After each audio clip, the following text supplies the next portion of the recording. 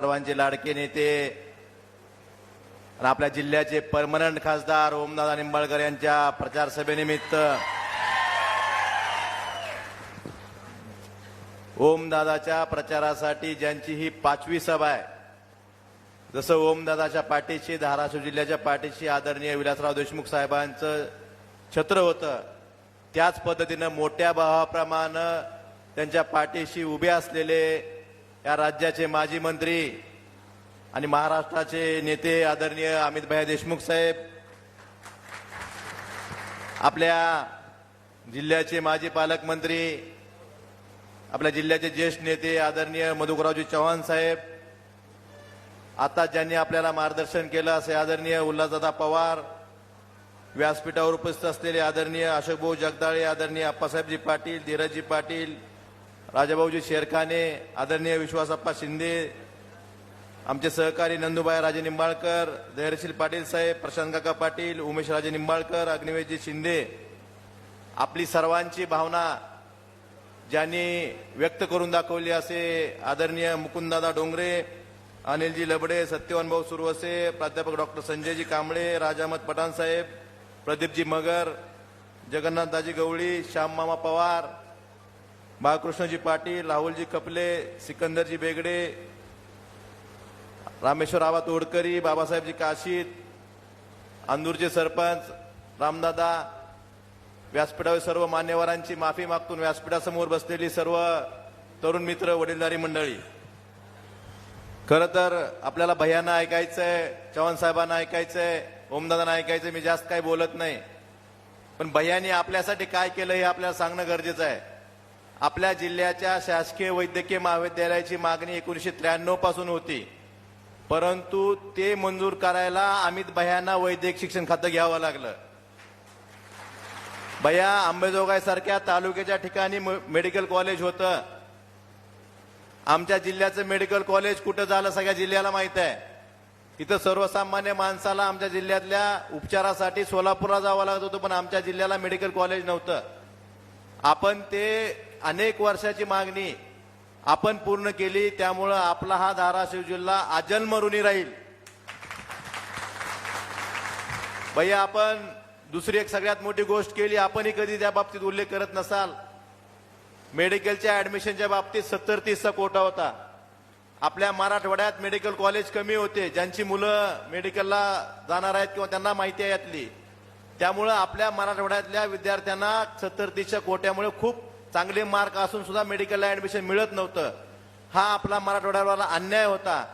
मी भैया मंत्री असताना लक्षवेधी सूचना विधानभवनात मांडली आणि ती तात्काळ मान्य करून वर्षानुवर्ष जो अन्याय आपल्या मराठवाड्याच्या विद्यार्थ्यांवर होत होता तो 70-30चा कोटा रद्द करून भैयांनी आपल्या मराठवाड्यातील विद्यार्थ्यांना न्याय दिला.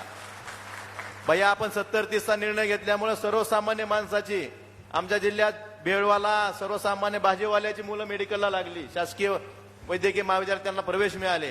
ही खूप मोठी उपलब्धी आपली भैया. आपण कधी स्वतः तुम्हाला जाणवत नसेल, पण सर्वसामान्य माणसाला किंवा जी मुलं तयारी करतात त्यांच्यासाठी खूप मोठी उपलब्धी आहे. भैया दुसरं मला सांगायचंय, आपल्या सरकारच्या काळात चव्हाण साहेबांनी रामदारा तलाव 7 TMC पाण्यासाठी 21 TMC पाण्यासाठी खूप वर्ष संघर्ष केला. आदरणीय विलासराव देशमुख साहेबांनी ते मंजूर केलं, परंतु घाटणी बॅरेज बांधून अनेक वर्ष झाली होती, आपला रामदारा तलाव बांधून अनेक वर्ष झाला होता, परंतु मागच्या फडणवीस सरकारनं याला प्राधान्यक्रम लावून दिला होता. घाटणी बॅरेज आणि रामदारा मधला जो पॅच आहे याला प्राधान्यक्रमात समावेश नव्हता. वर्षाला 200-200 कोटी रुपये त्याचे परत जात होते, परंतु ते प्राधान्यक्रमाची खुटी लावली होती. ते खुटी काढण्याचं काम महाविकास आघाडी सरकारच्या काळामध्ये आदरणीय जयंत पाटील साहेबांनी, आदरणीय उद्धवजी ठाकरे साहेबांनी केलं, आणि त्यामुळे आज जे उद्घाटन केलं येऊन ह्याचं श्रेय फक्त महाविकास आघाडी सरकारच्या काळातला आहे. अमित भैयाच्या मंत्रिमंडळात होते, आदरणीय जयंत पाटील साहेब होते, आदरणीय उद्धवजी ठाकरे साहेबांमुळे आज आपल्याला प्राणी. खरं तर भैया त्यांनी 1 वर्ष वर्क ऑर्डर दिली नाही, नाहीतर मे 23 मध्ये ते पाणी रामदारात पडलं असतं. भैया तुळजापूरच्या विकास आराखड्याच्या बाबतीत आदरणीय विलासराव देशमुख साहेबांनी 315 कोटी रुपये दिले होते, त्यानंतर 1ही रुपया आला नाही. आमच्याकडे नुसतंच रोज PPT आणि सूचना मागवल्या जातात, अजून आराखडा फायनल झाला नाही. पण भैया निश्चितच आहे तुळजाभवानीच्या आशीर्वादानं परत तुळजाभवानीला पैसे देण्यासाठी तुम्हाला परत महाराष्ट्राच्या मंत्रिमंडळात द्यावं लागणार. आपल्याच हाताने तुळजाभवानीला परत पैसे मिळतील. हे मला आपल्याला याप्रसंगी सांगायचं आहे. भैया शेतकऱ्यांच्या बाबतीत तर बोलायची, ह्या भाजपवाल्यांनी स्वतःच्या छातीवर हात ठेवून सांगावं आम्ही ही गोष्ट शेतकऱ्यांसाठी केली आणि शेतकऱ्यांनी मतदान करावं. आमच्या भागात कांदा उत्पादक शेतकरी खूप मोठ्या प्रमाणावर आहे. कांद्याचे थोडे भाव वाढले की लगेच निर्यात बंदी. भैया आपल्या भागातनं सुरत चेन्नई महामार्ग जातोय. आमच्या शेतकऱ्यांची मागणी होती ज्याप्रमाणे समृद्धी महामार्गाला तुम्ही भूसंपादनाला पैसे दिले त्याप्रमाणे भूसंपादन करा, पण शासन ऐकत नाही. परवा आमच्या भागातले आमच्या जिल्ह्यातले काही शेतकरी उच्च न्यायालयात गेले आणि थेट भूसंपादनाची कारवाई उच्च न्यायालयाकडून आदेश घेऊन आले. भैया धाराशिव तुळजापूर सोलापूर रेल्वे मार्गाचं भूसंपादन चालू आहे. या बाबतीत सुद्धा संपूर्ण महाराष्ट्रात थेट खरेदीनं या रेल्वेचं भूसंपादन होतंय, परंतु आमच्या जिल्ह्यात हे सक्तीचे भूसंपादन केलं जात आहे. आणि ज्यावेळेस शेतकरी विचारायला जातात त्यांनाच कायदा शिकवला जातो. भैया आमच्या एका शेतकऱ्याचं कांद्याचं एका वर्षाचं उत्पन्न एवढं, त्या जमिनीला किंमत मिळाली 4 लाख 5 लाख रुपये एकर, एवढी कवडीमोल किमतीनं ही जमीन संपादित केली जाते. आमचा विकासाला विरोध नाही, परंतु आमचा शेतकरी जर आपल्या जन्माची भाकरी, पुढच्या पिढ्याची भाकरी, ज्याच्यावर त्याचं आयुष्य चालतं, ही जर तुम्हाला देत असेल तर त्याला योग्य मोबदला मिळाला पाहिजे. परंतु भैया हे हुकुमशाही सरकार आहे, हे शेतकऱ्यांचं सर्वसामान्याचं ऐकून घेण्यापर्यंत करणाऱ्या सरकार नाही. त्यामुळे अशा सरकारला आपण काय करायचं हे आपण ठरवलं पाहिजे. भैया हा तालुका तसा आदरणीय मधुकररावजी चव्हाण साहेब, स्वर्गीय माणिकराव दादा खपले, आदरणीय बाबळगावकर साहेब, आदरणीय आलुरे गुरुजी, आदरणीय बोरगावकर साहेब, या महान लोकांनी नेतृत्व केलेला तालुका आहे. ही माणसं सर्वसामान्याला सहजरित्या भेटत होती, परंतु आजकाल इथं फेसबुक शिवाय भेटच होत नाही का होते. त्यामुळे आपल्याला निवडायचं आहे. ओमदादांना म्हणतात फोन उचलून काय काम होतंय, फोन उचलून काय काम होतं हे सर्वसामान्य माणसाला जेव्हा त्या डीपी झालेला असतो, त्याला एखाद्या पेशंटला बेड नाही मिळत, त्यावेळेस त्याला जो काम असतं त्यावेळेसच कळतं फोन उचलून काय काम होतंय. भैया ओमदादांनी देशाच्या लोकसभेत शेतकऱ्यांचे प्रश्न असू द्या, मराठा आरक्षणाचे प्रश्न असू द्या, लिंगायत समाजाला अल्पसंख्याक समाज दर्जा देण्याचे विषय असू द्या, हे सर्व आजपर्यंतच्या इतिहासात कुठल्याही खासदारानं जेवढे प्रश्न पोटतिडकीने आपला खासदार बोललेला कधी बघितलाय का आपण कधी लोकसभेत ओमदादा सोडून? आपल्या ओमदादांनी आपले सर्वसामान्यांचे प्रश्न दिल्लीच्या लोकसभेत मोदी समोर बोलायची हिंमत एकाच खासदारामध्ये होती, ती ओमदादामध्ये होते. त्यामुळं आपल्याला सर्वांना भैयांचा तर आपल्याशी आशीर्वाद आहे, चव्हाण साहेबांचा आशीर्वाद आहे. आपल्याला भैया त्या समोरच्या बाजूला कौरवाची फौज आहे, पण आमच्या बरोबर 5 पांडव जरी असले तर आम्ही निश्चित विजय पांडवांचाच होणार आहे. त्यामुळे मी आपला जास्त न वेळ घेता एवढीच विनंती करतो की येणाऱ्या 7 तारखेला तुळजापूर तालुक्यातून सगळ्यात जास्त मतांनी लीड देऊन ओमदादांना आपण लोकसभेत पाठवा, एवढीच विनंती करतो. जय हिंद, जय महाराष्ट्र. धन्यवाद भैयाजी. यानंतर मी या तालुक्याचे भाग्यविधाते महाराष्ट्र राज्याचे ठीक आहे, यानंतर तुमच्या आमच्या सर्वांचे लाडके उमेदवार आदरणीय ओमदादांना विनंती करतो की आपण या ठिकाणी मार्गदर्शन करावं. ओम दादा तुम आगे बढ़ो, ओम दादा तुम आगे बढ़ो, कहो दिल से, कहो दिल से. भैया अर्धम काढा र भैया. ही उत्साह फक्त निष्ठेचा आहे, ही उत्साह प्रामाणिकपणाचा आहे, ही उत्साह जनसामान्याचा आहे. आज या ठिकाणी लोकसभेच्या सार्वत्रिक निवडणुकीच्या निमित्तानं धाराशिव लोकसभा मतदारसंघाच्या प्रचारासाठी ज्यांनी स्वर्गीय विलासराव देशमुख साहेबांची छबी आम्हाला तुमच्यामध्ये कायमस्वरूपी दिसते, आणि साहेब गेल्याच्या नंतर मी स्वतः सुद्धा हवालदिल झालो होतो की आता आपलं कोण, आपलं कसं व्हायचं. पण भैयासाहेब ती कमी आम्हाला तुम्ही जाणवू दिली नाही, तेवढ्याच ताकदीनं तुम्ही आमच्या पाठीमागे राहिलात. असे महाराष्ट्र राज्याचे माजी मंत्री, भारतीय राष्ट्रीय काँग्रेस पक्षाचे युवा नेते आणि भैयासाहेब खऱ्या अर्थानं या संघर्षाच्या संकटाच्या काळात जो पक्ष विलासराव देशमुख साहेबांनी वाढवला, फुलवला, त्या पक्षाशी प्रामाणिक राहून खंबीरपणे त्या पक्षाची एकाकी मोठ तुम्ही लढत आहात असे अमित भैया देशमुख साहेब. त्याचबरोबर या कार्यक्रमासाठी आवर्जून उपस्थित असलेले आणि साहेब खरं इच्छाशक्ती, उत्साह आणि आरोग्य मला वाटतं चव्हाण साहेबासारखं प्रत्येक माणसाला लाभावं. आम्हाला सुद्धा लाज होतील साहेब, आज तरुण माणसाला सुद्धा लाजवेल, तरुणांना सुद्धा लाजवेल इतका उत्साह, इतका दांडगा जनसंपर्क. मला वाटतं आता तुळजापूरच्या लोकांना सुद्धा कळालं असेल की नेमकं आपण काय गमावून बसलोय का नाही कळालं अजून. आधी चव्हाण साहेब नुसतं सांगूच तर साहेब गावात हजर, आता ह्या पियेला फोन लाव, त्या पियेला फोन लाव, अजून 100 पिये गेलं तरी ते तिकडच पालतं उताना होऊन जाते. जनसामान्याचा संपर्क असणारा लोकप्रतिनिधी गेल्याच्या नंतर आणि ह्या तालुक्याचे खरे आधार भगीरथ म्हणलं तरी वावगं ठरणार नाही. एका दुष्काळी तालुक्यासाठी ज्यांनी पूर्ण आपलं संपूर्ण आयुष्य वेचलं असे महाराष्ट्र राज्याचे माजी मंत्री, आमचे मार्गदर्शक सन्माननीय मधुकररावजी चव्हाण साहेब. दादा, तुम्हाला बघितलं की आम्हाला साहेबांची आठवण होती. विलासराव साहेब आणि तुम्ही म्हणजे मला वाटतं तुम्हाला अलिप्त करणारं कुठलं समीकरण नाही. तुम्ही आले की साहेब आले, साहेब आले की तुम्ही आले. असे कैलासवासी विलासराव देशमुख साहेबांचे परमस्नेही आदरणीय उल्हासदादा पवार. आणि साहेब मैत्री कशी करावी, मित्र कसा असावा, मला वाटतंय साहेबांचं आणि तुमचं उदाहरण बघितल्याच्या नंतर आम्ही ते अनुकरण करतो असे उल्हासदादा पवार साहेब. त्याचबरोबर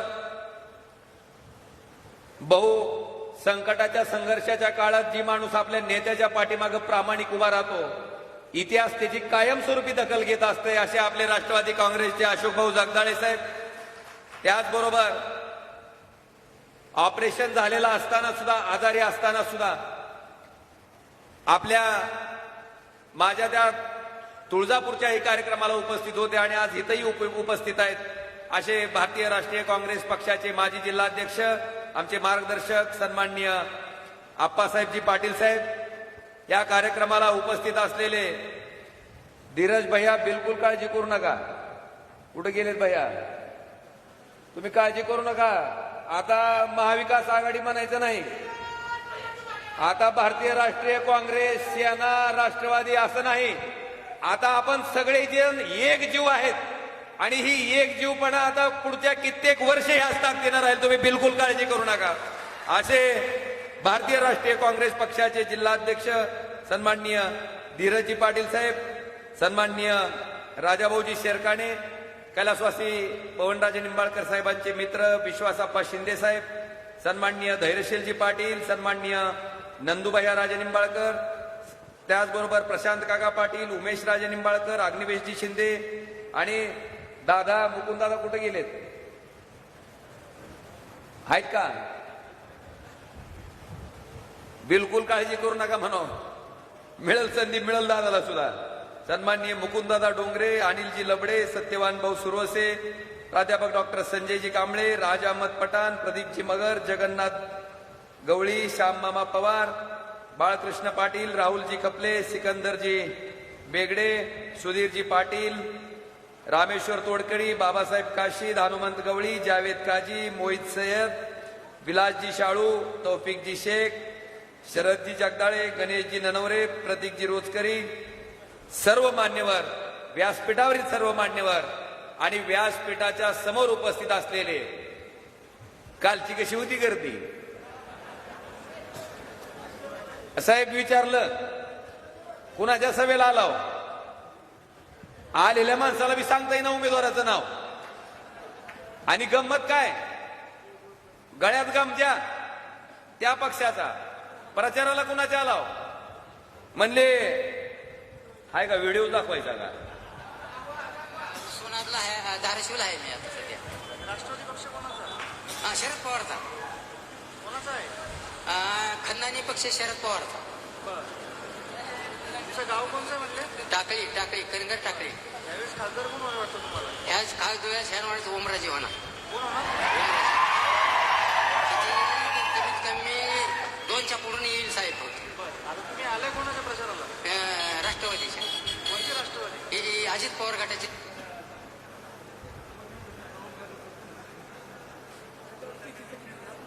अरे माझा फोन घ्या. अरे हा मागे बढ़ चुके है. तुम्हाला लय फॉर्मची काळजी लागून राहिली होती, ती बी पास झालाय, सिलेक्ट झाला, काय काळजी करू नका, मंजूर झालाय. हा, त्यांनी ती अर्ध दाखवलंय. पण एक लय खतरनाक आहे. भैयासाहेब पैसे त्यांचे, गमजा त्यांचा, आणि त्याला विचारलं खासदार कोण होणार, म्हणते 2 लाख मतांनी ओमराजे होणार म्हणते. मला वाटते सभा त्यांची, चर्चा आमची.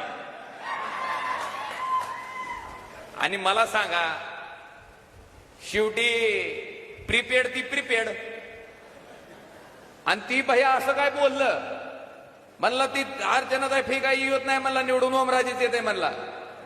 इतकं बोललं. आणि गंमत अशी की त्याच्या घरी ही घड्याळ्याचे चोरलेले कार्यकर्ते गेले पुन्हा. म्हणले असं कसं काय बोलला? अय म्हणलं, तुझ्या पैशाची हलगी तुझ्या सभेत वाजवून आलो. मत कुणाला द्यायचंय? लोकशाहीनं डॉक्टर बाबासाहेब आंबेडकरांनी मला अधिकार दिला आणि मी ओमराजेला टाकणार. काय पाहिजे भैया अजून? काय करायचंय? काय म्हणजे एखाद्या लोकप्रतिनिधीला ह्याच्यापेक्षा काय प्रेम पाहिजे? काल तुम्हाला निस्ती गर्दी होती भैयासाहेब, पण त्या गर्दीतले निमे सुद्धा मतं त्यांना पडणार नाही, तर निमे सुद्धा. अशी परिस्थिती आहे. मला आता तुमचा नंबर घेतलाय भैया, मी तुम्हाला पाठवतो व्हॉट्सअपला एक व्हिडिओ. ही जत्रा तीच बघायला लागली, रातभर झालं तीच चालू आहे. आणि भैयासाहेब, मला एका गोष्टीचा खरंच मनस्वी आनंद आहे. मी मगाशी उगाच म्हणलो नाही की विलासराव साहेब साक्षात आमच्या बरोबर आहे, असं आम्हाला त्या ठिकाणी प्रामुख्यानं वाटतंय. आज अमित भैयांची माझ्यासाठीची 5वी सभा ह्या मतदारसंघात व्हायला लागली. 5वी. ती फॉर्मच्या बातम्या आल्या काही टीव्ही चॅनलला, भैयांचा स्वतः फोन आला, काय नेमकी भानगड आहे, काय अडचण तर नाही की ओमराजे? मला सांगा, उमेदवार ओमराजे आहेत का अमित देशमुख आहेत ही कळायचा मार्ग नाही. इतक्या ताकदीनं भैयासाहेब आज आपल्या पाठीमागे उभे आहेत. आणि म्हणून मी आवर्जून म्हणलं की आज कैलासवासी विलासरावजी देशमुख साहेब आज आमच्या बरोबर आहेत. आज या ठिकाणी बोलत असताना भैयासाहेब मी संपर्कात आहेत, ही माझं विरोधकच मान्य करते. होय रे, होय देवा, आपले विरोधकच म्हणते ही सगळ्याच्या संपर्कात आहे, ही सगळ्याचे फोन उचलते. आणि एक दिवस नाही, ओमराजेनं मागच्या लोकसभेच्या निवडणुकीत तुम्हाला शब्द दिला होता की ओमराजे फक्त निवडणुकीपुरतं प्रचारासाठी आलेला उमेदवार म्हणून खासदार राहणार नाही, तर अखंडपणे 5 वर्ष तुमच्यासाठी राबणारा म्हणून खासदार राहील. आणि सगळ्यात महत्वाचं भैया, खासदारासारखं आपल्यात काही दिसतच नाही, वरून खाल पोचतो बघा तुम्ही. सदरा सुद्धा मी पांढरा घालीत नाही, आपला असलं राहिलं म्हणजे भीतीच नको कसली. काय वाटलं की गपदिशी सांगता यावं. आणि बाईसाहेब माझं नशीब आहे, लोक हिनवतेत की गाडी बंद पडली आणि जॅकची मागणी केली, काय खासदाराचं काम आहे का? भैया, पण त्यांना आठवण करून द्यायची आहे स्वर्गीय मुख्यमंत्री विलासरावजी देशमुख साहेबांची. मला आठवण करून द्यायची त्यांना. विलासराव देशमुख साहेब मुख्यमंत्री होते महाराष्ट्र राज्याचे. काय होते? आणि मुख्यमंत्री असलेल्या माणसाला लातूरच्या काही पोरांची गाडी पकडली, डायरेक्ट साहेबाला फोन, साहेब ती गाडी सोडायला सांगा म्हणून. मला सांगा, ह्यांच्यासारखे जर कोण मुख्यमंत्री असते चर्चा करणारे, सोडले असते का हो? कार्यकर्त्याचा सन्मान कसा करावा, जनतेची सेवा कशी करावी, ह्याचं बाळकडूच आम्ही मुळात जर कुठून शिकलो असेल तर विलासरावजी देशमुख साहेबांकडनं आम्ही शिकलेलो आहे भैयासाहेब. आम्ही कधी विचार केला नाही हे काम क्षुल्लक आहे का मोठं आहे, हे काम केंद्राचं आहे का राज्याचं आहे. अरे अडचण पडल्याच्या नंतर जसं आपल्याला त्या प्रत्येकाचं मत लागतंय, तसं त्याची अडचण पडल्याच्या नंतर ती अडचण सुद्धा स्वतःची अडचण आहे असं समजून सोडवायचं काम मी केलं. भैया, आता 4-4 कोटी रुपयाच्या गाड्या वापरणारे, त्यांच्या गाड्यात खेळा बी घुसला तरी कधी पंक्चर होत नाही. मग त्याचं टायर बसल्यावर त्यांना कधी कळेल का? मी का विचार करतो, मी स्वतः गाडीत आहे, माझी गाडी पंक्चर झाली, माझ्या गाडीत जॅक नसेल, मी काय करीन की माझ्या कुठल्या तरी जवळच्या माणसाला मी संपर्क करन आणि त्याला विनंती करन की बाबा मला तेवढी जॅकची व्यवस्था अमुक अमुक ठिकाणी माझी गाडी बंद पडली, मला व्यवस्था करून दे. कुणाला संपर्क करन? भैया, माझं भाग्य आहे की त्या सामान्य माणसाला सुद्धा खासदार असून तो माणूस जवळचा वाटतोय, मी जवळचा वाटतोय, हे माझं त्याच्या पाठीमागचं यश आहे.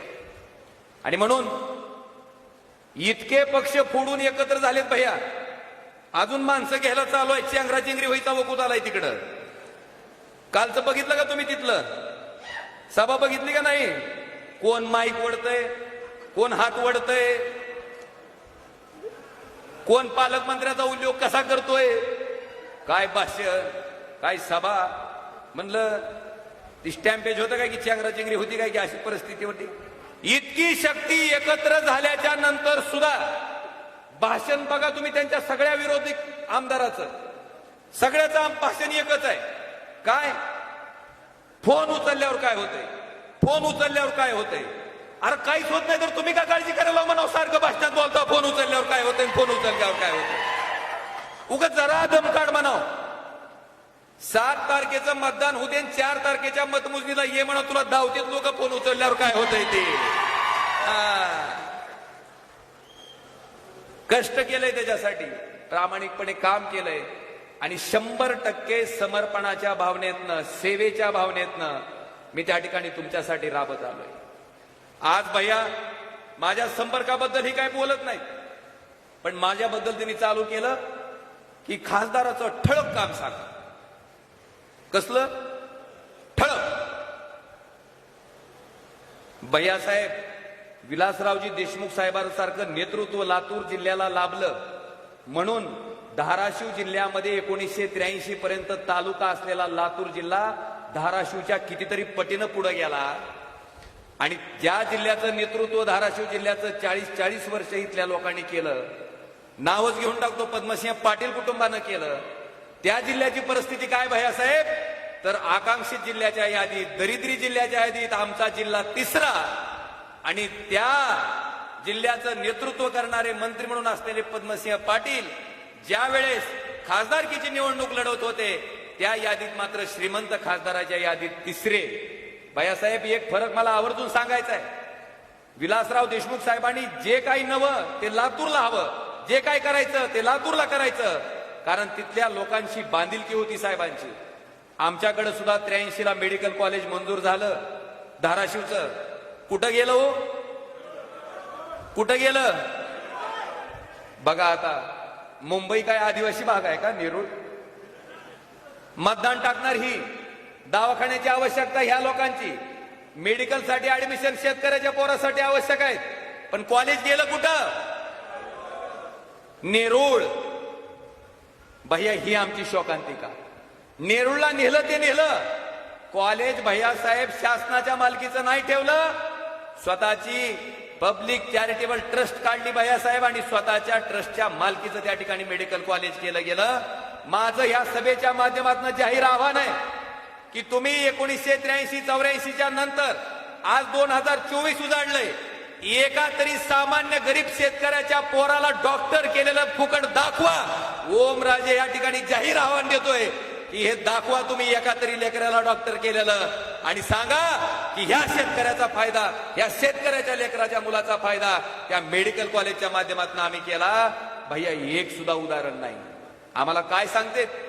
आम्हाला सांगतेत की आम्ही हिथून पेशंट घेऊन जाऊन इलाज करतो. आणि कशी इलाज करतो?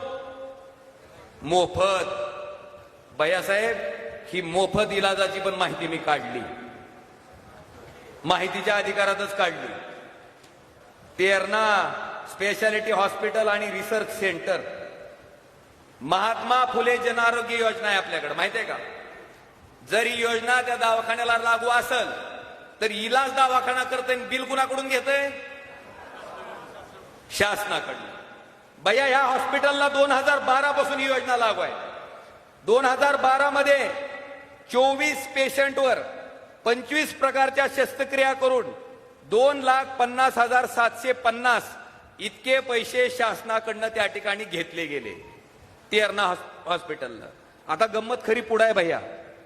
2013 मध्ये 16 पेशंटवर 138 प्रकारच्या शस्त्रक्रिया. गंमत बघा.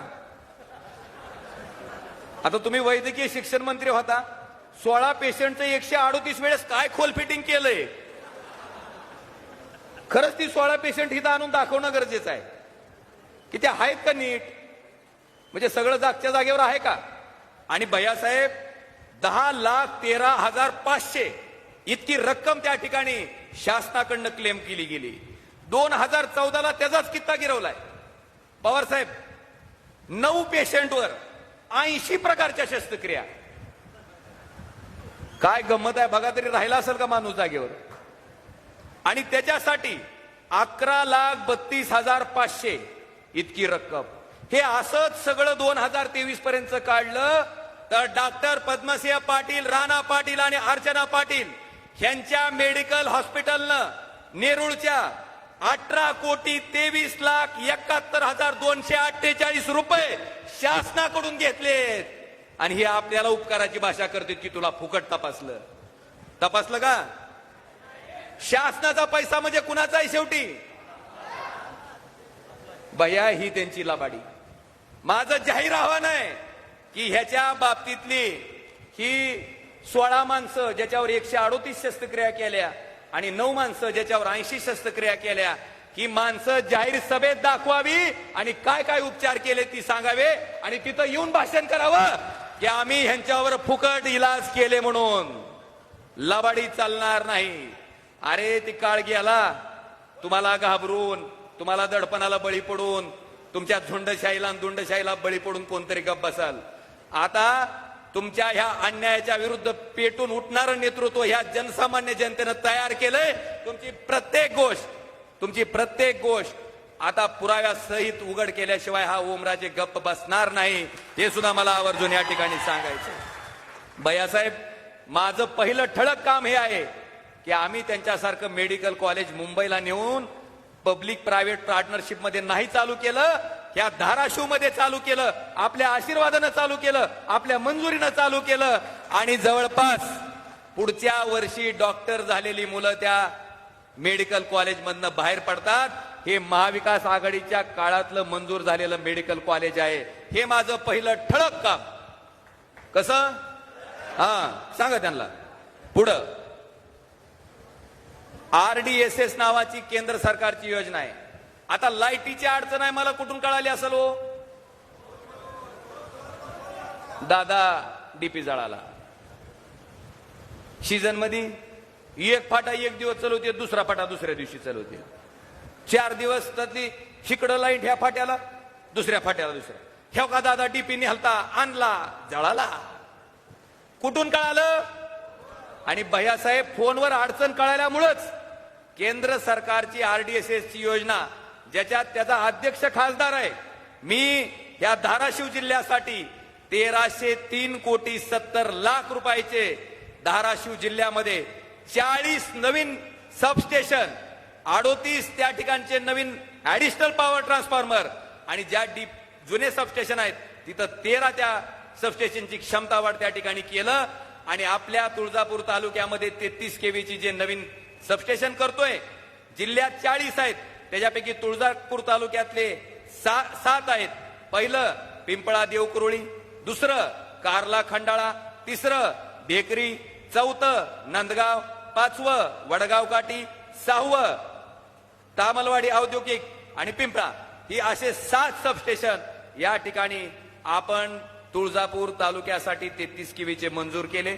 ऍडिशनल पॉवर ट्रान्सफॉर्मर काटी, तामलवाडी ग्रामीण, वरटी, मंगरुळ, बारूळ, तुळजापूर ग्रामीण ह्या ठिकाणी ऍडिशनल 6 ट्रान्सफॉर्मर आपण सबस्टेशनचे मंजूर केले. आणि क्षमतावाढ शहापूर आणि माळुंब्रा या ठिकाणी केलं.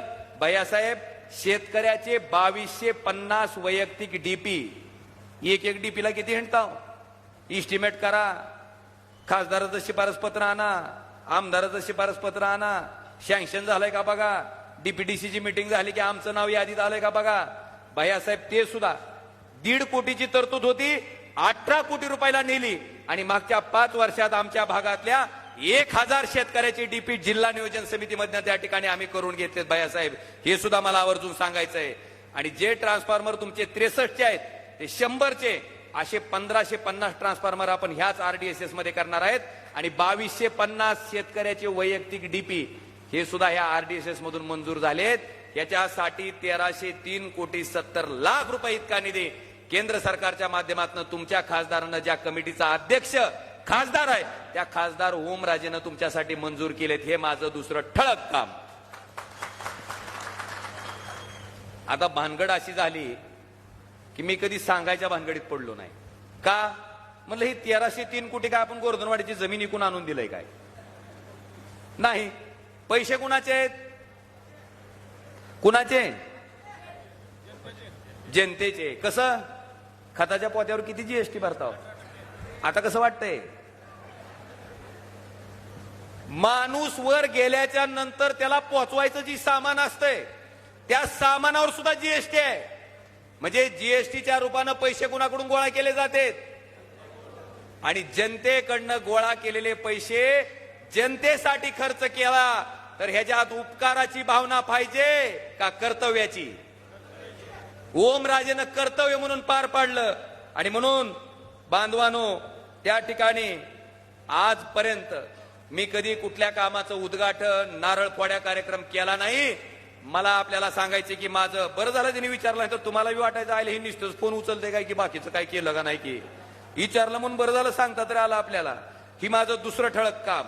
तिसरं, प्रधानमंत्री ग्राम सडक योजनेमधनं 133 किलोमीटर लांबीची 89 कोटी रुपयाची कामं माझ्या खासदारकीच्या काळात 5 वर्षाच्या काळात मी त्या ठिकाणी पूर्ण करून घेतले, मंजूर करून. त्याचबरोबर तुळजापूर नळदुर्ग रोड हा रस्ता 10 मीटर रुंद होण्यासाठी जवळपास 30 किलोमीटरच्या लांबीसाठी 183 कोटी रुपये मंजूर करून घेतले. त्याची निविदा प्रक्रिया चालू आहे. नळदुर्ग अक्कलकोट रोड 39 किलोमीटर लांबीचा 274 कोटी रुपये त्या ठिकाणी ह्या कामासाठी मंजूर करून घेतले. आणि सगळ्यात महत्वाचं, माझ्या खासदार निधीमधनं तुळजापूर तालुक्यासाठी 2 कोटी 32 लाख रुपये दिले. 50-54, 30-54 मधनं 3 कोटी 25 लाख रुपये दिले. जनसुविधेमधनं 80 लाख रुपये दिले. आणि 25-15 मधनं 1 कोटी रुपये दिले. आता फक्त हुकलं एक की नारळ फोड्या कार्यक्रम मात्र माझ्याकडून. पण ओमराजेनं काम केलं नाही असं होतंय का त्याचा अर्थ? ही कामं त्यांना सांगा. रेकॉर्ड केलं असतं तर दावा सारखं काय केलं असतंय. ही घे म्हणावं ठळक. ही पुढचं आणि शेवटचं एक महत्वाचं काम, दिव्यांग बांधवासाठी त्या ठिकाणी आलिमको आणि समाज कल्याण विभागाच्या माध्यमातून 1976 पासून कानानं ऐकायची मशीन असेल, कृत्रिम पाय असेल, कृत्रिम हात असेल, त्याचबरोबर अंध व्यक्तीसाठी स्मार्टफोन असेल, तुमची स्मार्ट स्टिक असेल, ह्या सगळं साहित्य 76 पासून वाटप होतंय. कितीपासून? 1976 पासून. पण 1976 पासून 2019 पर्यंत एकाही खासदारानं ही योजना राबवली नव्हती. ओमराजे पहिला खासदार आहे ज्यानं ही योजना राबवली. आणि माझ्या अपंग बांधवासाठी 4 कोटी 61 लाख रुपयाचं साहित्य, 3 चाकी रिक्षा असेल, 3 चाकी सायकल असेल, 3 चाकी इलेक्ट्रिक सायकल असेल, कानानं ऐकायची मशीन असेल, हे सगळं साहित्य माझ्या त्या दिव्यांग बांधवासाठी ओमराजेनं पोच केलं. हे माझं ठळक काम. कसं काम? तुम्हाला सुद्धा कटाळा आला असेल, आले ही काय पारायण लावलंय उगाच म्हणून. पण बाबांनो त्यांना सांगणं गरजेचं आहे, नाहीतर तुम्हाला वाटायचं हे नुसतं जगतामीवाला खासदार आहे काय की, म्हणून सांगितलं. हिनवू दे, आपल्याला काय बोलायचं ते बोलू दे. मला आपल्या माध्यमातून एवढंच सांगायचं, फक्त संपर्कच ठेवतोय, कामच करतोय असं नाही. जो माणूस शेतकऱ्याच्या एखाद्या गायी आजारी पडल्यानंतर जर संवेदनशील नजरेनं बघत असेल, त्याच्याकडे डॉक्टर पाठवत असेल, तर तुमच्या जीवनावर परिणाम करणारी जी केंद्राच्या योजना आहेत, राज्याच्या योजना आहेत, ती राबवण्याच्या बाबतीत खासदार कधी कमी पडेल का हो? पडेल का? सोलापूर, तुळजापूर, धाराशिव रेल्वे मार्ग 2014ला मंजुरी आहे. मोदी साहेबच पंतप्रधान होते. 14 ते 19 एक गुंठा जमिनीचं तरी अधिग्रहण झालं का? 19 ते 24 मध्ये अधिग्रहणालाही गती मिळाली, टेंडरही निघालं. मला वाटतंय जर ह्या कामाला गती मिळाला असेल तर ह्याचं श्रेय कुणाला? खासदाराला द्याचाल की? राज्याकडे तर रेल्वेचा विभाग नाही की, नाहीतर पुन्हा अजून कोणतरी यायचं, आपलं लेकरू काकाला हाणून म्हणायचं. तुम्हाला माहिती आहे पद्धतीतली नारळ फोडायची. बांधवानो, ही कामं मी केले, हितच केलेत असं नाही. सभागृहात सुद्धा तुमचा खासदार कधी गप्प बसलेला बघितला का? मराठा आरक्षण असू दे, धनगर आरक्षण असू दे, त्या ठिकाणी मुस्लिम आरक्षण असू दे, सगळे प्रश्न मी त्या ठिकाणी प्रामाणिकपणे मांडायचं काम लोकसभेत केलंय. आणि त्याचबरोबर शेतकऱ्याचे, सर्वसामान्याचे प्रश्न असू दे, कुणाच्याही बापाला न घाबरता नुसतं तोंडचाटक बोलायचं नाही. नाहीतर भैया मी संसदेतले भाषण ऐकतो बरं का, सत्ताधारी पक्षाचे काय भाषण माहितीये?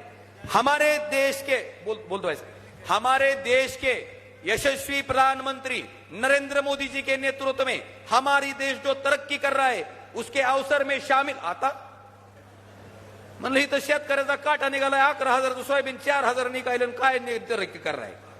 कांद्याचं कसं आहे? कांदा होय, कांदा ज्या ज्या गावात कांदा उत्पादन आहे भाईसाहेब, तिथं तर शेतकरी नासलेले कांदे घेऊनच तयार आहेत, या म्हणले फक्त प्रचाराला. आणि मला आवर्जून सांगायचंय, लिंगायत समाजाला अल्पसंख्याक समाजाचा दर्जा देण्याच्या बाबतीत मागणी करणारा मी लोकसभेतला पहिला आणि एकमेव खासदार आहे, हे सुद्धा मला आवर्जून या ठिकाणी सांगायचंय. आणि म्हणून बांधवानो, आज मला एक विषय सांगायचा आहे की भैयासाहेब, आमच्याकडं शेतकऱ्याचं पीक कर्ज जे वाटप व्हायचं, मी खासदार होण्याच्या पूर्वी तुम्हाला फक्त उदाहरणावरून सांगतो, 2020ला 1590 कोटीचं टार्गेट होतं आणि 467 कोटी रुपये वाटप केले, म्हणजे फक्त 29%.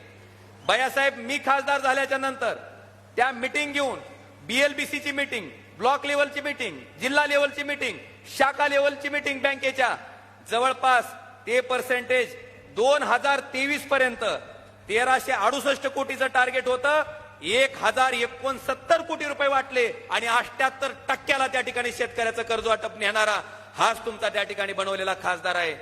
भैयासाहेब, जवळपास शेतकऱ्याला 500 ते 600 कोटी रुपये जास्तीचे कर्जाच्या रूपानं त्या ठिकाणी ह्याच कार्यकाळात मिळाले, हे सुद्धा मला आवर्जून या कार्यक्रमाच्या निमित्तानं सांगायचंय.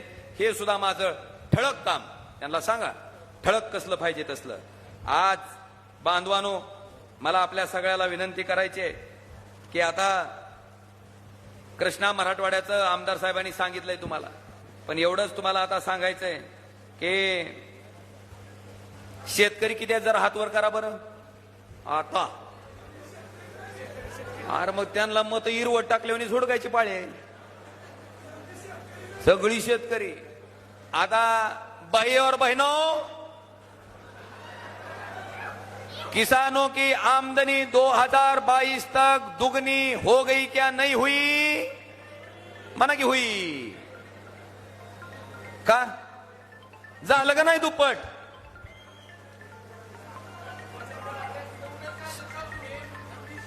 सांगतो दुप्पट हुई क्या नहीं हुई? अरे हुई म्हणा की सगळेजण. आता मी सांगतो झालं का नाही. 2014ला नांगरणाचा भाव किती होता? अरे मला बी वावर आहे, 800 ते 1000 रुपये भाव होता एकरचा. आता किती आहे? मग दुपटीनं नांगरायला म्हणल्यावर दुप्पट झालं नाही का उत्पन्न? डीएपीचं खताचं पोतं 2014ला कितक्याला यायचं? 450 ला होतं. आता कितक्याला घेता 24ला? मग तिपटीनं घ्यायला की मग उत्पन्न दुप्पट झाल्याशिवाय तिपटीनं घ्यायला का? भैयासाहेब, शेतकऱ्याचं उत्पन्न दुप्पट झालं नाही, पण उलट 11,000 रुपये क्विंटलला गेलेलं सोयाबीन, पाम तेलावरचा आयात शुल्क कपात करून आणि सोया पेंड आयात करून ह्याच केंद्र सरकारनं 11,000 रुपये क्विंटलच्या सोयाबीनचा भाव 4,500 रुपयापर्यंत खाली आणला. किती? आणि कारण काय? महागाई. मला शेतकऱ्याला विचारायचंय, 11,000 क्विंटलचा भाव 4,500 रुपये आला तर क्विंटलला किती रुपयाचा फरक पडला? 6,500. तरी 500 मोदींशहाच्या नावानं सोडून टाकू, 6च धरू आपण. 6,000 एका क्विंटलला. एका एकरात किती निघतंय? 5च क्विंटल धरू. 5 सक 30.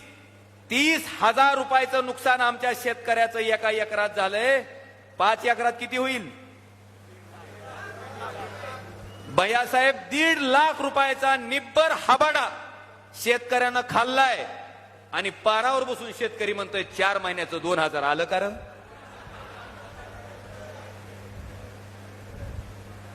आता 1.5 लाख जास्त आहेत का 2,000?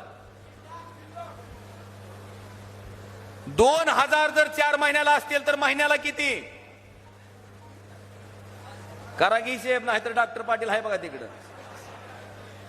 500 महिन्याला, 500 तर दिवसाला 17 रुपये.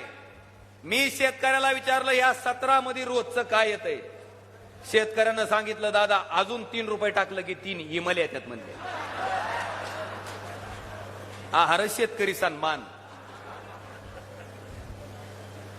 मला तुम्हाला विचारायचंय शेतकऱ्यानो, तुम्हाला ही सरकार तुमचं वाटतंय का? तुम्हाला या सरकारनं मातीत घातलंय असं वाटत नाही का? आणि अजून घोषणा, आपकी बार 400 पार म्हणून. 400 पार जर गेलं तर घरात ठेवलेलं सोयाबीन हजारानं विकायची तयारी ठेवा पुन्हा. हायच पुन्हा. मी बघतोयच पुन्हा कसं कसं होतंय ती. एवढंच नाही, कांदा 60ला गेला की कांद्यावर निर्यात बंदी. अरे आम्ही जगणं तरी मान्य करा. त्या शेतकऱ्याच्या पोराला त्या ठिकाणी त्याला मुलगी नाही, त्याला मुलगा नाही, तिचं लग्न करायचं नाही, त्याचं शिक्षण करायचं नाही, त्याला नाही का प्रपंच चालवायचा? अरे स्वतःचा प्रपंच चालवता येत नाही म्हणून स्वतःच्या गळ्याभोवती गळफास घेऊन ती शेतकरी आत्महत्या करतय. त्याचं रक्षण करायचं सोडून हे सरकार, भैयासाहेब, अदानीच्या सिमेंटचं पोतं 200ला विकत होता, आज 450 रुपये झालं. त्याचा भाव कमी करत नाही. अंबानीचं स्टील 30,000 रुपये टनानं विकत होता, आज 63,000 रुपयानं विकलं जातंय. त्याचा भाव कमी करत नाही. पण भाव कमी कुणाचा होतोय? तर आमच्या सामान्य शेतकऱ्याचा होतोय, जो आत्महत्या करतोय. का तर शेती परवडत नाही, शेतीत मंद, त्याचा प्रपंच चालवला जाऊ शकत नाही. भैयासाहेब, केंद्र सरकारची जबाबदारी होती शेतकऱ्याला मदत करणं. मला आठवण करून द्यायची आहे की सन्माननीय शरदचंद्रजी पवार साहेबांनी 72,000 कोटीची कर्जमाफी केली ती देशातल्या शेतकऱ्याची. बरोबर आहे का नाही? आणि ह्या सरकारनं 15 लाख कोटीचं कर्ज माफ केलंय. पण कुणाचं? उद्योगपतीचं. 72,000 कोटीत जर देशातल्या सगळ्या शेतकऱ्याचं कर्ज माफ होत असेल तर 15 लाख कोटीत आपल्या देशातल्या शेतकऱ्याचं 20 वेळेस कर्ज माफ झालं असतं. किती वेळेस? फायदा कुणाला? पण कुठला अदानी, कुठला अंबानी दावा घेऊन पळायलाय आणि फाशी घ्यायलाय का? बांधवानो, ह्याचा रोप ओळखा. फार काही बोलणार नाही, बरंच पारायण झालंय. पण भैयासाहेब, आमच्याकडे लय गंमत आहे सध्या. आम्हाला पक्षाची निष्ठा सांगितली जाते. मला फक्त 2च उदाहरण द्यायचे, फार काही लांबलचक बोलणार नाही. 45 वर्ष शरद पवारांनी ज्यांना मंत्री म्हणून त्या ठिकाणी कायमस्वरूपी सत्तेत ठेवलं, तेच डॉक्टर पद्मसिंह पाटलाचं कुटुंब. आता काय पवार साहेबाची सत्ता येत नाही. आपलं ईडीनं हाणलेलं गबाळ आता ईडीच्या हातात सापडतं काय? की ह्या भीतीपुट एका दिवसात भारतीय जनता पार्टीत गेले. भैयासाहेब, त्यांच्यापेक्षा आम्ही बरे की आम्हाला उद्धव साहेबांनी एकदा आमदार आणि एकदा खासदार केलं. पण त्या ठिकाणी संकटाच्या, संघर्षाच्या काळात पक्षाचं चिन्ह जात असताना, पक्षाचं नाव जात असताना, सत्ता जात असताना आणि पलीकडे गेली की 50 खोके मिळत असताना त्याच्यावर लात मारून आम्ही उद्धवजी ठाकरे साहेबांच्या मागे प्रामाणिकपणे उभे टाकलेले आम्ही बरे. भैयासाहेब विषय असंख्य आहेत आणि पक्षाचा तर असा केमिकल लोचा झालाय त्यांचा. तुम्ही ऐकलं का नाही? आपल्या उमेदवार आल्या भगवंताच्या पायरीवर, त्यांना म्हणले आता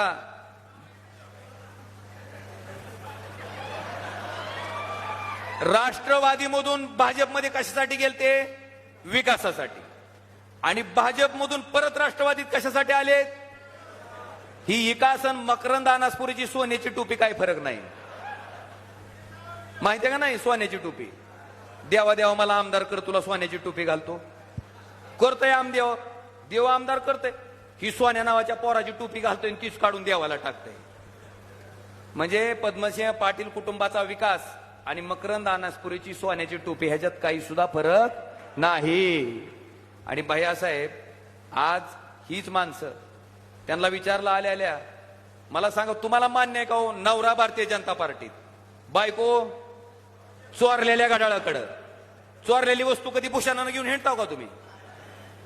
चोरलेली असते ती, पण ही लोक भूषणानं घेऊन हिंडायलेत. कोर्टानं सांगितलंय खाली लिहा, कोर्टात केस चालू आहे, निकाल लागल्यावर ही तुमच्याकडे राहील का नाही सांगता येत नाही, लिहिलंय. आणि त्या ताईला विचारलं पत्रकाराने, ताई ताई आता तुम्ही राष्ट्रवादी काँग्रेस वाढवणार का? अय म्हणली माय मी कशाला वाढवू म्हणली, माझा नवरा तिकडे भाजपमध्ये आहे. काय म्हणली फुकट पेडा. आणि त्याच्या पुढची भानगड भैयासाहेब की ते पोरग भाषण करायले. आता एखादी आपण जर चुकीची गोष्ट केली तर आपण समर्थन करतो का कधी त्याचं?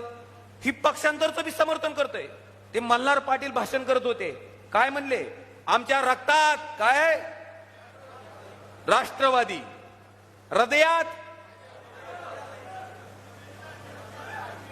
बघा भैयासाहेब, रक्तात राष्ट्रवादी, हृदयात भाजप. पोराचा दोष नाही भैयासाहेब, पोराचा दोष नाही. मला सांगा, वडील भाजपमध्ये असलेला आणि आई राष्ट्रवादीत असेल तर त्याचा काय दोष आहे? त्याचा काही दोष नाही. त्याच्यामुळे हे भाषण त्याचं योग्य आहे. पण मी त्यांना एक सल्ला दिला की म्हणलं आता आईचा आणि वडिलांचा पक्ष फायनल झालाय, आता आपल्यासाठी एक संधी आहे. म्हटलं किडनीमध्ये मनसे टाका आणि शिंदे गटाला लिव्हर मध्ये टाका.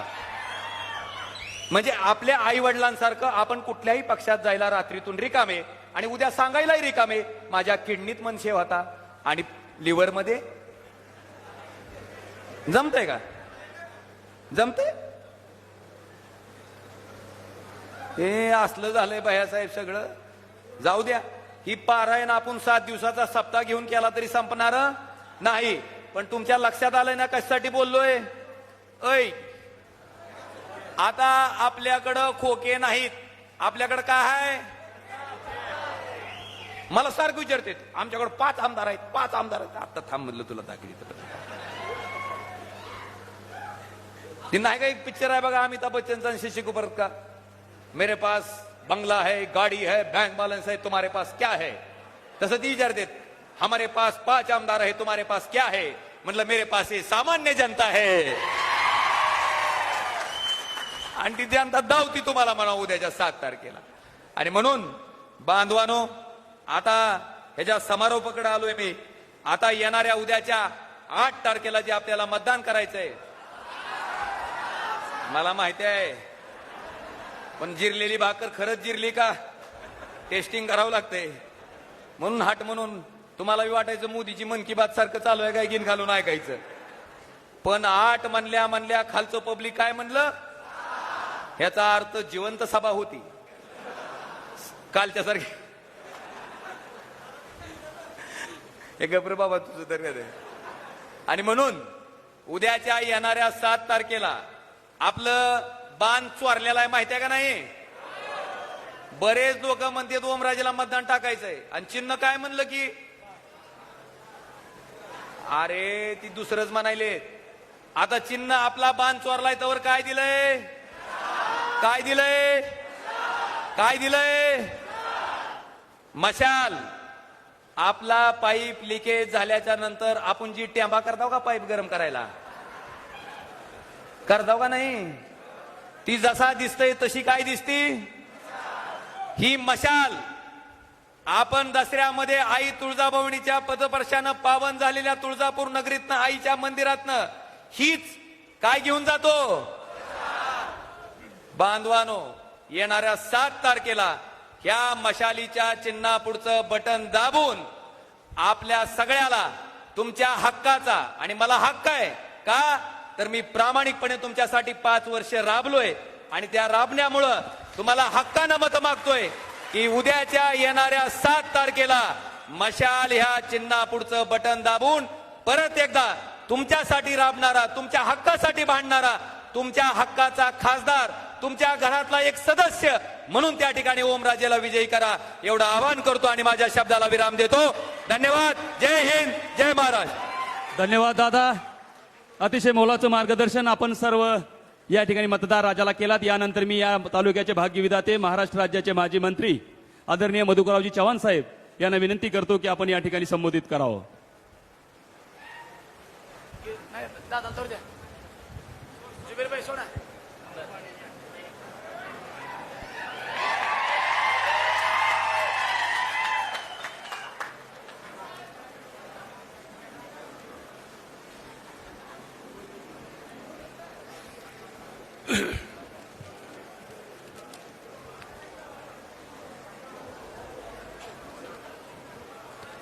धाराशिव लोकसभा मतदारसंघातील महाविकास आघाडीचे उमेदवार खासदार ओमराजे निंबाळकर यांची प्रचार सभेसाठी आवर्जून उपस्थित असलेले महाराष्ट्राचे माजी मंत्री, लातूर शहराचे आमदार माननीय अमित भैया देशमुख साहेब, माजी आमदार, माझे विधिमंडळातील सहकारी, उर्वरित वैधानिक विकास महामंडळाचे माजी अध्यक्ष माननीय उल्हासदादा पवार, जिल्हाध्यक्ष, माजी जिल्हाध्यक्ष आप्पासाहेब पाटील, आमचे जिल्हाध्यक्ष कैलास पाटील आमदार, काँग्रेसचे जिल्हाध्यक्ष माननीय धीरज पाटील, राष्ट्रवादीचे तालुका अध्यक्ष धैर्यशील पाटील, धाराशिवचे माजी नगराध्यक्ष नंदुराजे निंबाळकर, व्यासपीठावर उपस्थित सर्व आमचे, अजून नाव घेतलं नाही पण आमचे मंगरूळचे आमचे पाहुणे आहेत ना मिळवणी, ते अजून रागाने उठतील आमच्यावर. आमचं नाव घेतलं का कोपऱ्याबद्दल गेले. बरोबर आहे ना? कोण? हा, त्याचप्रमाणे या विश्वासराव शिंदे, आमचे डॉक्टर, जिल्हा काँग्रेसचे अध्यक्ष डॉक्टर शापूरकर मॅडम, सर्व उपस्थित कार्यकर्ते बंधू आणि भगिनी, मी आपला काय जास्त वेळ घेणार नाही, कारण परवा दिवशी मी हॉस्पिटलमधून बाहेर आलोय आणि डॉक्टरने बोलायची थोडी बंदी केलेली आहे. म्हणून मी अमित भैयाला सांगितलं की यापूर्वी काल काय जेवले ते आज लोकांच्या लक्षात राहत नाही. खरं आहे खोटं आहे? खरं आहे खोटं आहे? रात्री काय जेवले माहिती आहे का? सकाळी पूर्वी काय केलंय याचा इतिहास मी सांगत नाही, पण माननीय स्वर्गीय विलासराव देशमुख साहेबांनी हे सगळं घडवण्याकरता माझी नेमणूक मराठवाडा वैधानिक मंडळावर केली.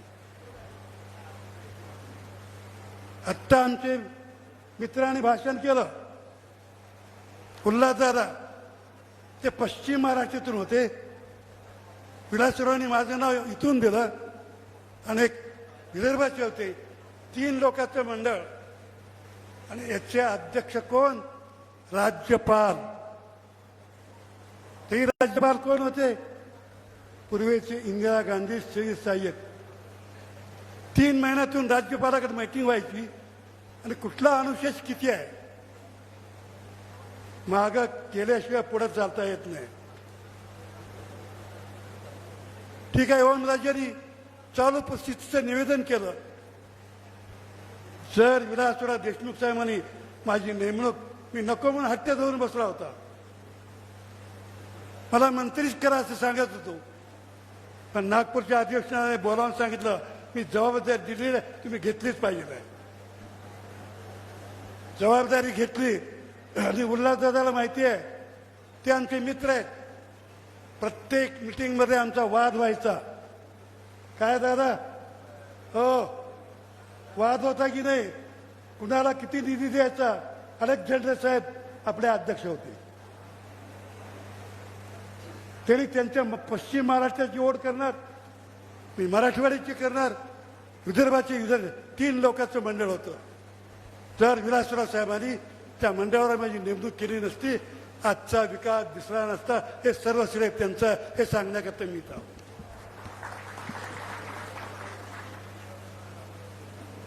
त्या तालुक्यामध्ये 250 टँकर लागत होते. काय बरोबर आहे का नाही? पाणी भरण्याकरता 8 लोक मेले टँकर मागे पुढे होत असताना.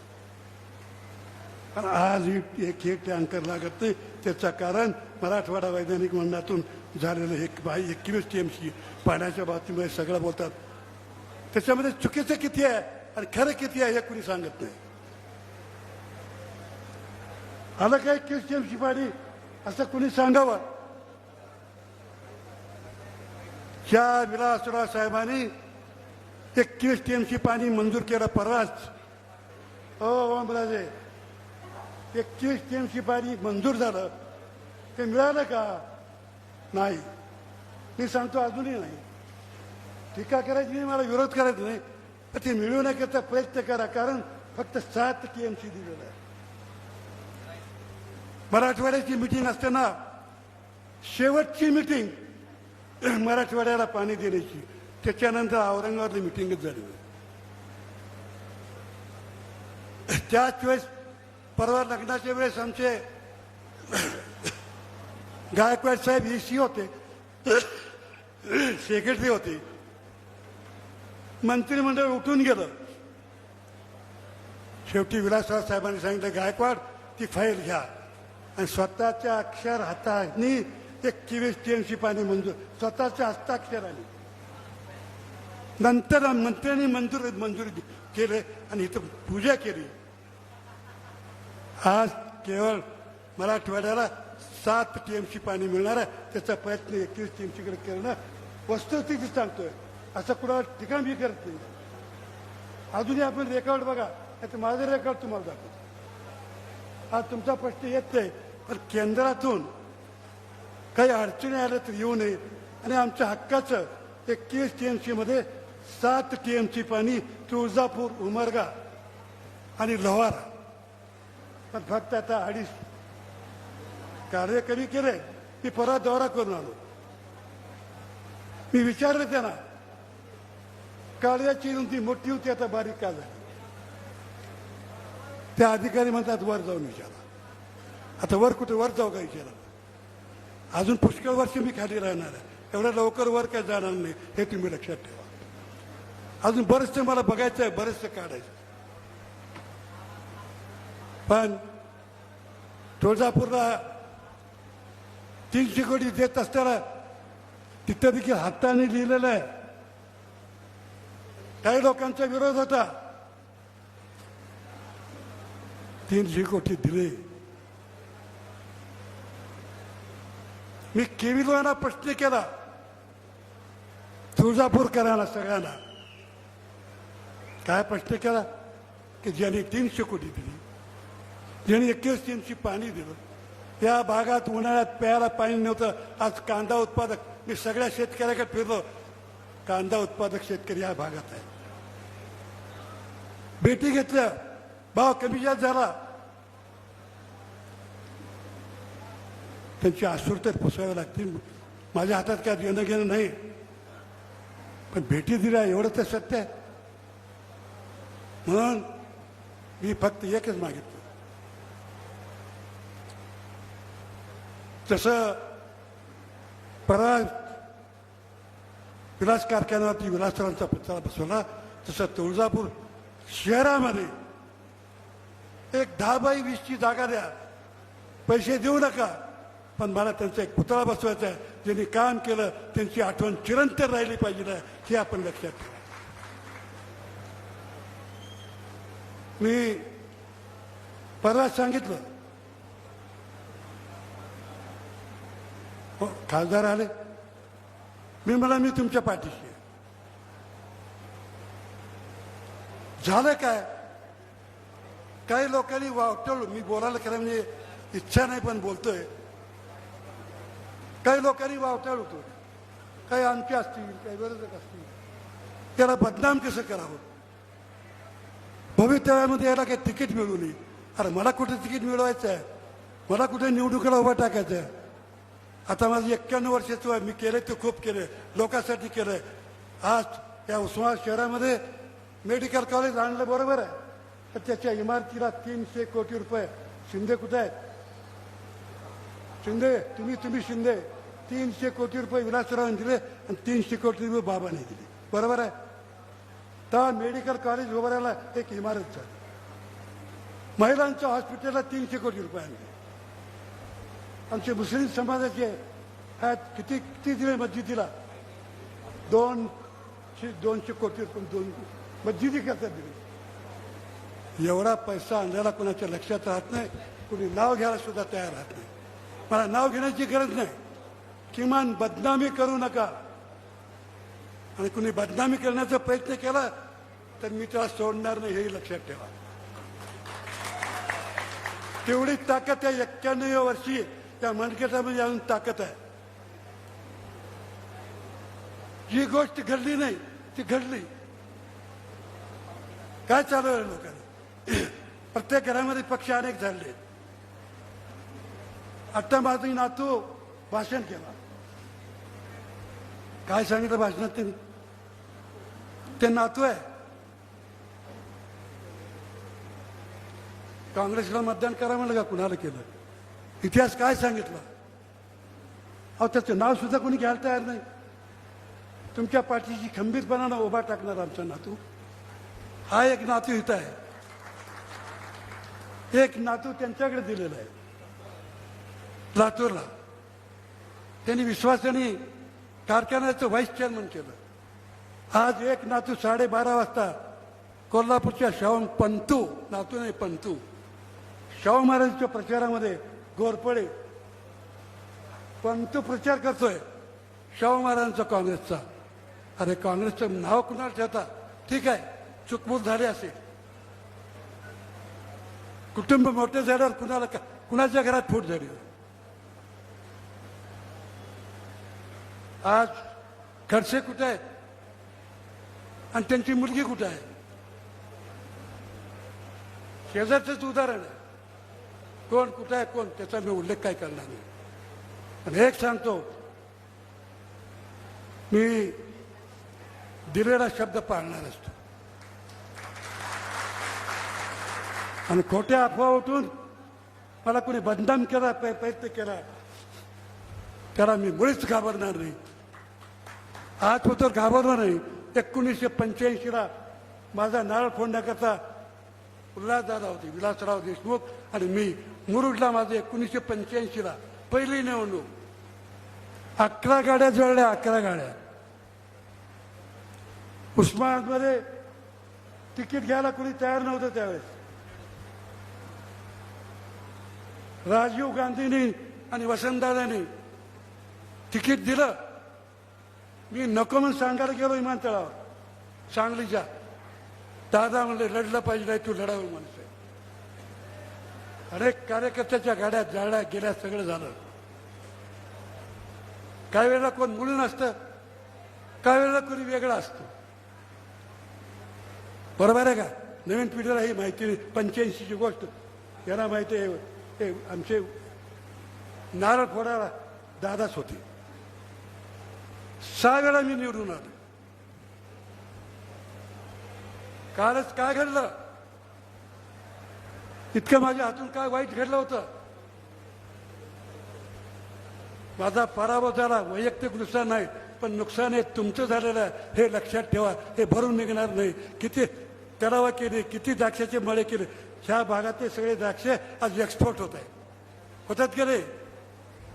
एक एकला 60-60 लाखाचे द्राक्षे आज एक्सपोर्ट झाले. सगळे मळे फिरले तिथं. हे पाण्यामुळं झालं, हे लक्षात ठेवा. याच्यापेक्षा अधिक मी बोलणार नाही. पण विनाकारण बदनाम करण्याचा प्रयत्न करू नका. कुणाला काय व्हायचं, कुणी आमदार व्हा, कुणी खासदार व्हा आणि जमादार व्हा, पण विनाकारण रोज एक बातमी टाकून बदनाम करण्याचा प्रयत्न कोणी करू नका. माझं भाषण खरं म्हणजे करणार नव्हतो, कारण माझ्या नातूनच भाषण करून सगळं सांगून टाकलं. तिथलं 4th-5वं भाषण आहे. त्याला सुद्धा सांगितलं मी, अरे बाबा एवढं करतोयस, एक कर, स्वतःचं पेट्रोल स्वतःच्या गाडीत घाल, लोकांचे पैसे घेऊन प्रचाराला जाऊ नको. तेवढी ऐपत तू घ्या, निर्माण करून ठेवलेली आहे. असेल तोपर्यंत कर. मी म्हणलं ना, एक पंतू कोल्हापूरला आहे. आत्ता सभेत मी ऐकत होतो, कोल्हापूरच्या शाहू महाराजांच्या प्रचाराकरता एक घोरपडे नातू आहे पंतू, तिथं भाषण करत होता. एक नातू इथं भाषण करत होता. काही लोकांनी मागच्या वेळेला अडचणीत जाऊन मला पाडण्याचा प्रयत्न केला. त्याच्याबद्दल मला या दुःख नाही आहे. मला दुःख या गोष्टीचं आहे, विकासाला खीळ बसली. विकासाला खीळ बसली. माझा पराभव म्हणजे विकासाला खीळ बसली. एवढंच बोलतो, याच्यापेक्षा मी जास्त बोलणार नाही. अमित भाई आलेले आहेत. विकासाच्या दृष्टिकोनातून विलासराव साहेबांनी सर्व गोष्टीची मला मदत केली. त्यांचा विसर आम्हाला कधी पडणार नाही. आणि त्यांनी मदत केली, पण आज आपण त्या आलिशान अशा ह्याच्यामध्ये विचार ऐकण्याकरता थांबलात, त्याबद्दल धन्यवाद. नमस्कार. जय हिंद, जय महाराष्ट्र. धन्यवाद साहेब. यानंतर आजच्या या प्रचार सभेचे प्रमुख अतिथी, महाराष्ट्र राज्याचे नेते, तुमच्या आमच्या सर्वांचे प्रेरणास्थान, ज्यांना आपण महाराष्ट्राचं भविष्य बघतो, ते आदरणीय अमित भैयाजी देशमुख साहेब यांना विनंती करतो की आपण संबोधित करावं. अमित भैया तुम आगे बढ़ो. अमित भैया तुम आगे बढ़ो.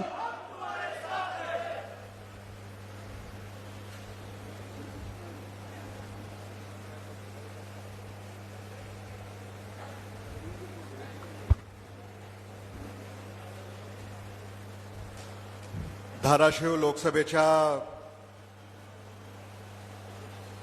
निवडणुकीच्या प्रचारासाठी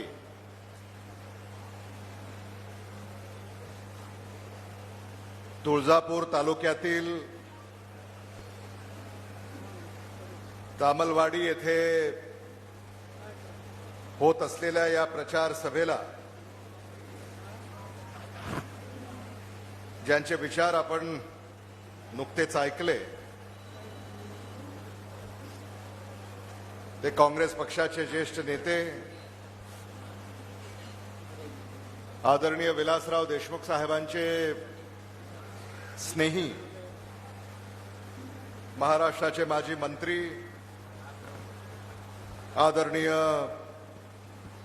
मधुकरराव चव्हाण साहेब,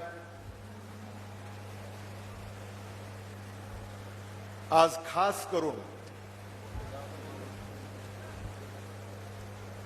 ओमराजे निंबाळकरांना शुभेच्छा देण्यासाठी उपस्थित असलेले आदरणीय विलासराव देशमुख साहेबांचे जिवलग मित्र, काँग्रेस पक्षाचे ज्येष्ठ नेते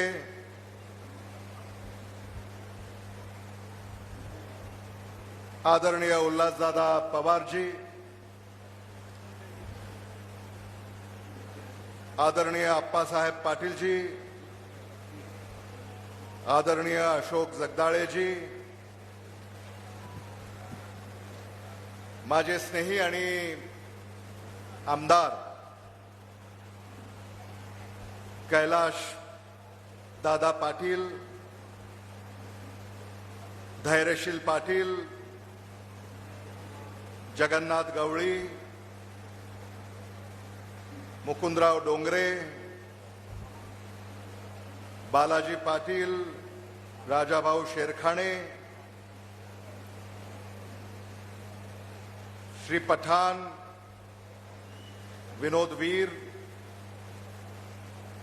अभिजित चव्हाण,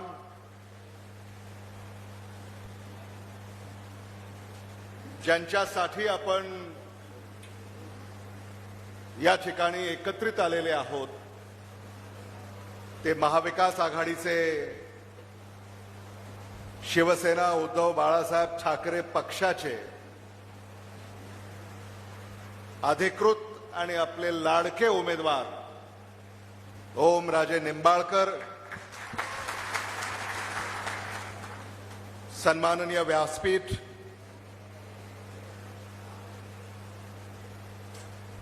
महाविकास आघाडीचे उपस्थित असलेले सारे नेते कार्यकर्ते,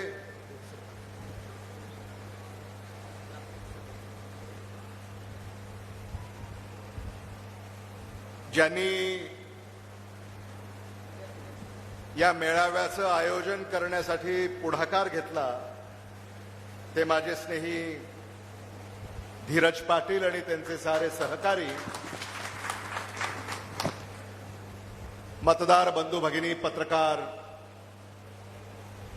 आणि मित्रांनो,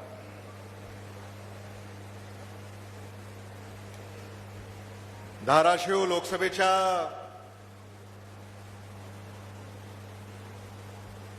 निवडणुकीसाठी आपण सारे आज या ठिकाणी एकत्रित आलेले आहोत.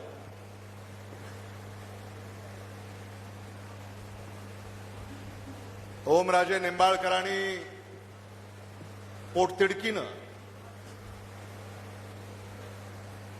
आपले विचार आपल्या पुढे मांडले.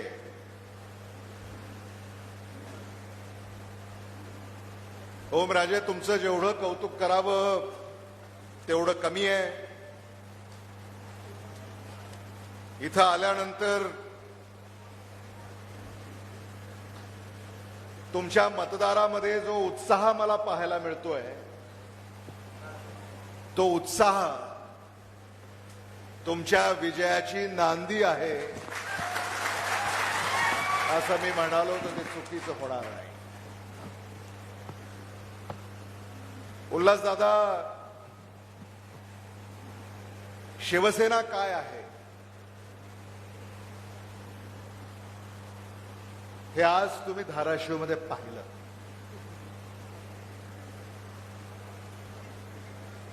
महाराष्ट्रामध्ये मुंबईनंतर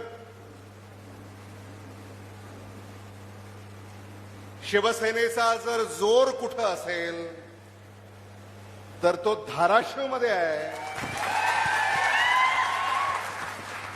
असं मी म्हणालो तर ते चुकीचं होणार नाही. आणि आजवर मला याचं नेमकं काय कारण आहे लक्षात आलं नाही. ओमराजे यांचं भाषण ऐकल्यानंतर आज आमच्या डोक्यामध्ये प्रकाश पडला की ओमराजे यांनी धाराशिवमध्ये एवढे पॉवर ट्रान्सफॉर्मर उभे केलेले आहेत, त्याचा सगळा करंट हा इथंच दिसतोय मला.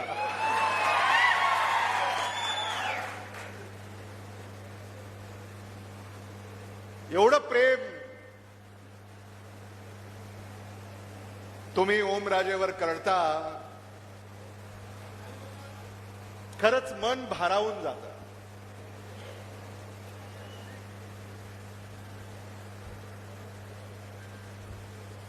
आपल्या घरातला सदस्य आहे असं वाटावं असे आपले उमेदवार आहेत.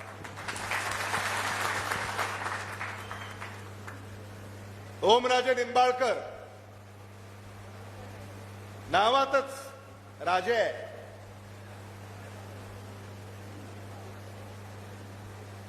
पण मी त्याला वेगळ्या अर्थानं पाहतो. ओम राजे यातील ओम इथं आहेत, पण राजे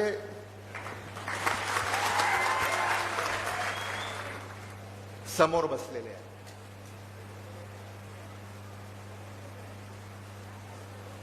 असं आपल्याला त्यांचं वर्णन करावं लागेल.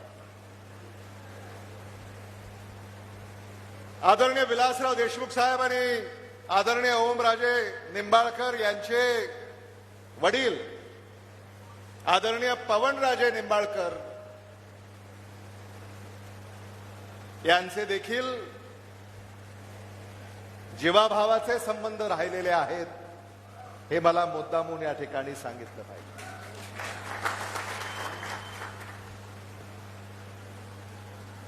उस्मानाबाद आणि लातूर, लातूर आणि उस्मानाबाद हे नातं काही नवं नाही. खरं म्हणजे आज मी आपल्या मूळ जिल्ह्यामध्ये आलोय अशी भावना माझ्या मनामध्ये येते.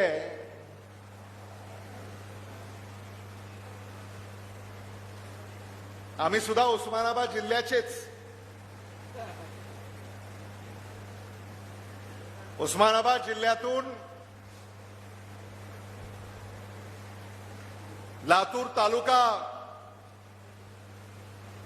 हा 80च्या दशकामध्ये तालुक्याचा जिल्हा झाला आणि उस्मानाबाद लातूर हा इतिहास सुरू झाला. आणि मागच्या काळामध्ये उस्मानाबाद लातूर अशी एक स्पर्धा असायची. उस्मानाबाद पुढं का लातूर पुढं. महाराष्ट्राच्या मंत्रिमंडळामध्ये उस्मानाबादचा नंबर लागणार का लातूरचा नंबर लागणार. मग उस्मानाबादमधून कोण, लातूरमधून कोण, हा इतिहास आपण साऱ्यांनी अनुभवलेला आहे.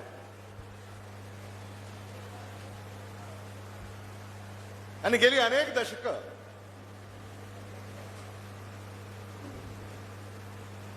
उस्मानाबाद लातूर ही चर्चा आपण ऐकलेली आहे. आदरणीय विलासराव देशमुख साहेबांना त्यांच्या कारकिर्दीमध्ये या साऱ्या संघर्षाला तोंड द्यावं लागलं. आपण एका भूमीतले, आपण एका प्रदेशातले. आज मला आनंद याचा आहे, ओमराजे, तुमच्या काळामध्ये लातूर आणि उस्मानाबाद किंवा लातूर आणि धाराशिव याचं नातं आता प्रेमाचं नातं आहे. आता हे नातं जिव्हाळ्याचं नातं आहे. हा बदल झालेला आहे आणि हा बदल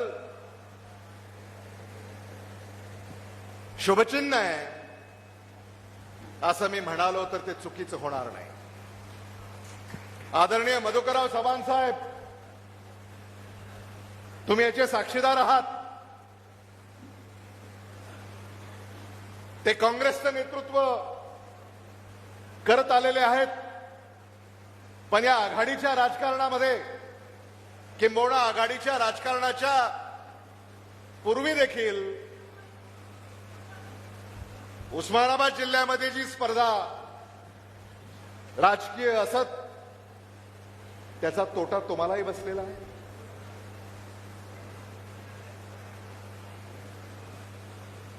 सगळी क्षमता असताना,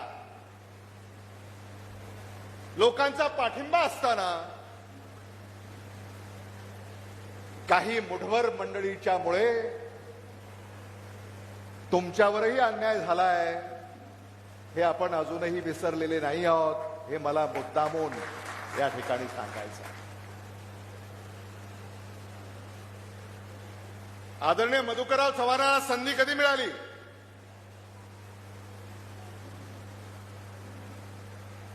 खरं तर महाआघाडीच्या सरकारमध्ये तुम्ही मंत्रीच व्हायला पाहिजे. मंत्री होता आला नाही.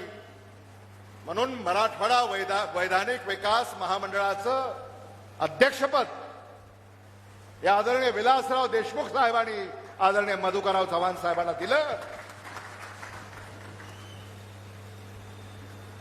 आणि एका अर्थानं तुमची समजूत काढण्याचा प्रयत्न त्या काळामध्ये झाला असावा असं मला विनम्रपणे या ठिकाणी मानावंसं वाटतं. उर्वरित महाराष्ट्र वैधानिक विकास महामंडळ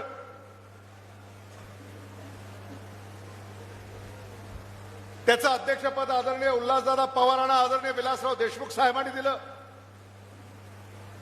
हा काळ आपण अजूनही विसरलेले नाही आहोत. आणि आदरणीय मधुकरराव चव्हाण साहेबांची या सभेला उपस्थिती म्हणजे ओमराजे निंबाळकर तुमच्या पाठीशी, त्यांचा आशीर्वाद हा खंबीरपणे उभा करण्यासाठी ते या ठिकाणी उपस्थित झालेले आहेत.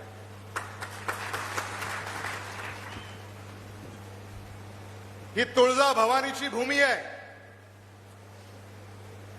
तुळजा भवानीकडनं आपण सारे प्रेरणा घेतो. छत्रपती शिवाजी महाराजांनी स्वराज्याची स्थापना आई तुळजा भवानीच्या आशीर्वादानं केली. हे आपण अजूनही विसरलेले नाही आहोत.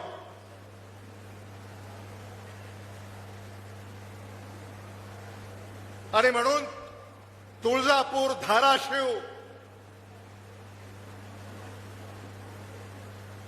इथे मला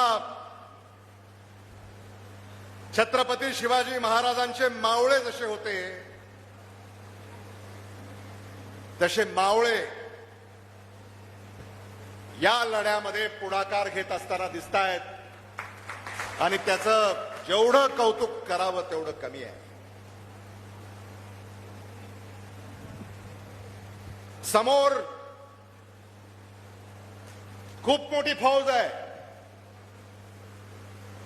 एक मुख्यमंत्री, दोन मुख्यमंत्री, अनेक मंत्री, खूप मोठी फौज आहे. पण ओमराजे तुमच्या आणि तुमच्या कार्यकर्त्यांच्या गनिमी काव्याच्या पुढं ही सगळी फौज ही निकामी ठरेल याबद्दल माझ्या मनामध्ये कसली शंका नाही. आपल्या हक्काचा माणूस आपल्याला भारताच्या सर्वोच्च सभागृहामध्ये निवडून पाठवायचा आहे. तुम्ही त्यांना निवडून दिलं. 5 वर्ष इमाने इतबारे त्यांनी तुमची सेवा केली. महाविकास आघाडीच्या सरकारमध्ये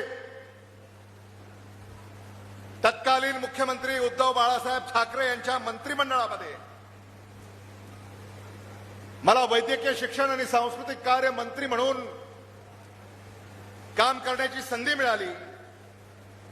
आणि त्या कार्यकाळामध्ये ओमराजे निंबाळकर असतील, कैलाश पाटील असतील, यांनी तुमचं लोकप्रतिनिधित्व करत असताना सातत्यानं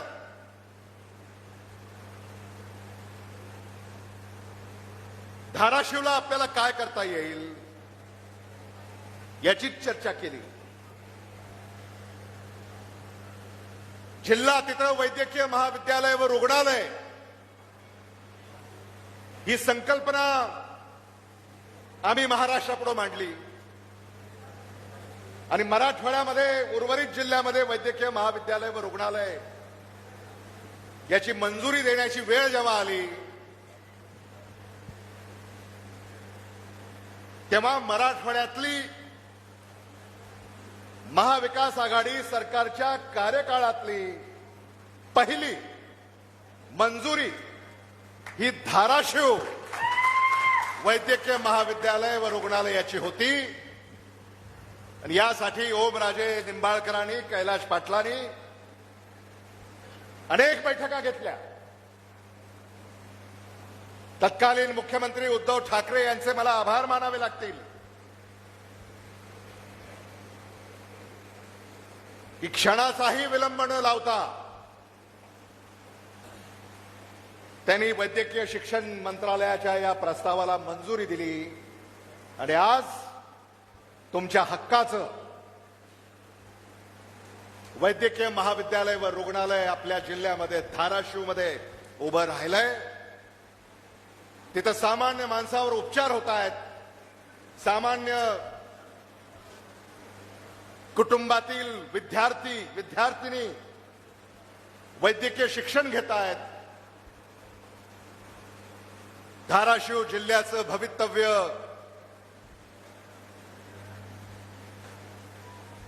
उज्ज्वल करणारी एक व्यवस्था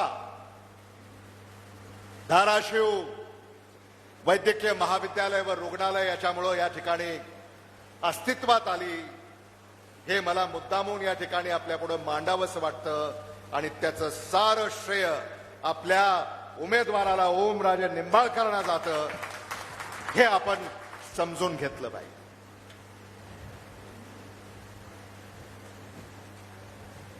ओमराजे निंबाळकरांनी खासदार म्हणून काय केलं हे ठळक सांगा असं तुम्ही सांगितलं. आम्ही टीव्हीवरही पाहिलं आणि त्यांनी सरा पाडा वाचला तुमच्या समोर.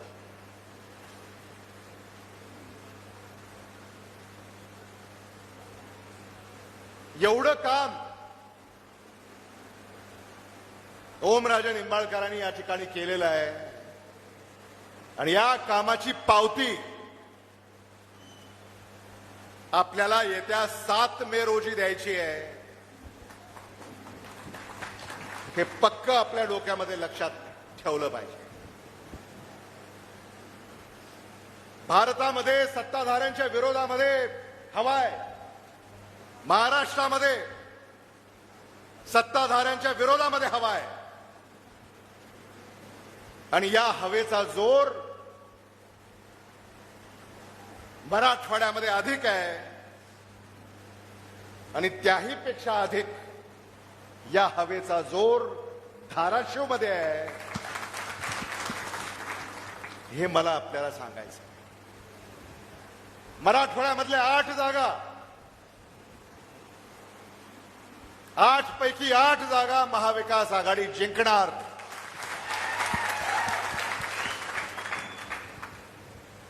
आणि मराठवाड्यातल्या काही जागा याचा निकाल आजच लागलेला आहे. त्याच्यापैकी धाराशिवची जागा ही ओमराजे निंबाळकर विजयी झाले असा निकाल तुम्ही लावलेला आहे. आता याची फक्त निवडणूक आयोग औपचारिक घोषणा 4 जूनला करणार आहे.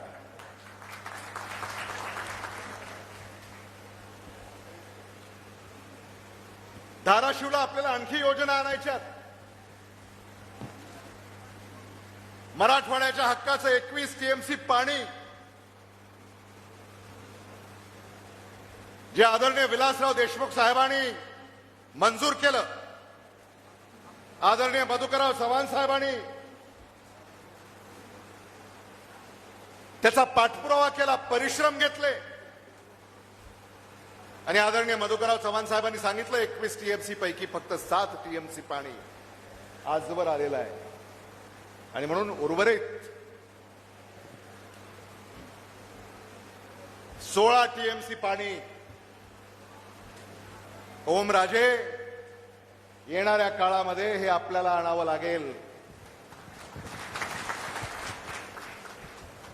आणि यासाठी आम्ही तुमच्या पाठीशी खंबीरपणे उभे आहोत. केंद्राकडनं आपल्याला जलसंपदा विभागाकडनं याच्यासाठी निधी आणावा लागेल. राज्याचा काही निधी, केंद्राचा काही निधी हा खेचून आणावा लागेल. तरच हे काम जलद गतीनं पूर्ण होईल आणि सातत्यानं दुष्काळग्रस्त भागातल्या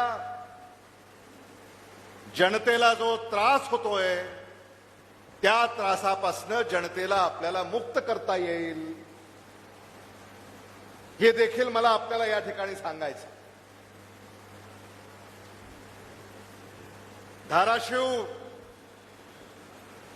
ही तुळजाभवानीची भूमी,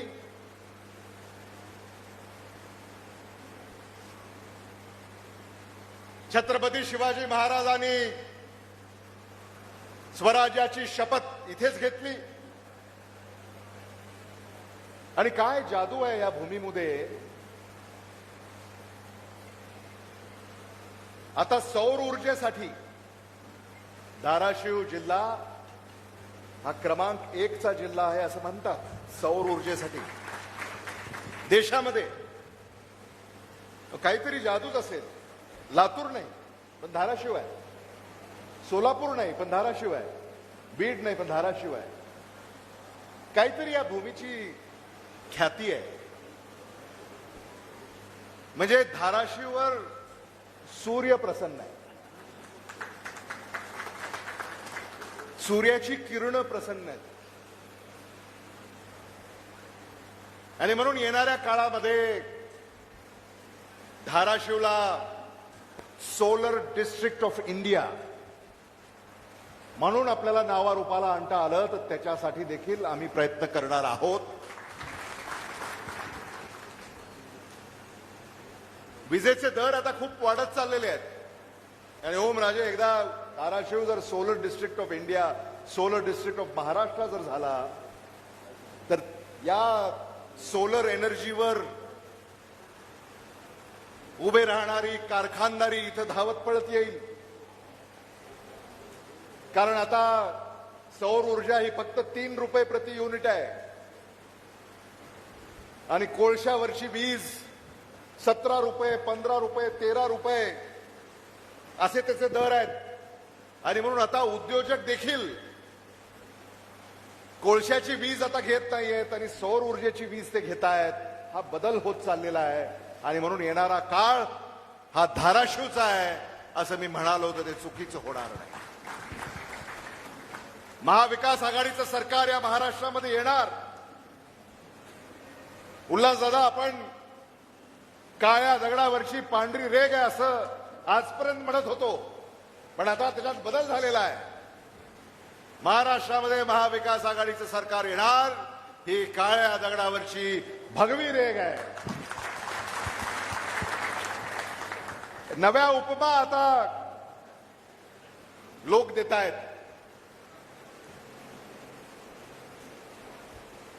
महाविकास आघाडीचं सरकार येणार का नाही? हात वर करून सांगा.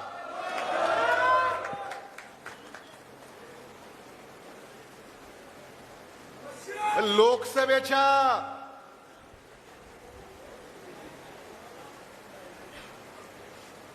मतदानातून 7 मेला ओमराजे यांच्या नावासमोरचं मशाल हे चिन्ह, याच्या समोरचं बटन दाबायचं आहे. आणि काय त्या तुमच्या मताची जादू असणार आहे. तुम्ही बटन दाबलं की 2 मंत्री बाहेर निघणार आहेत.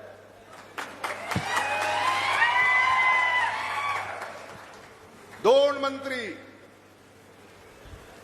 भारत सरकारचे मंत्री ओमराजे निंबाळकर, महाराष्ट्र सरकारचे मंत्री कैलाश पाटील.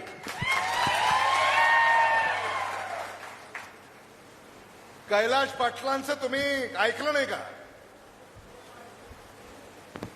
फोडाफोडी जेव्हा या राज्यामध्ये सुरू होती,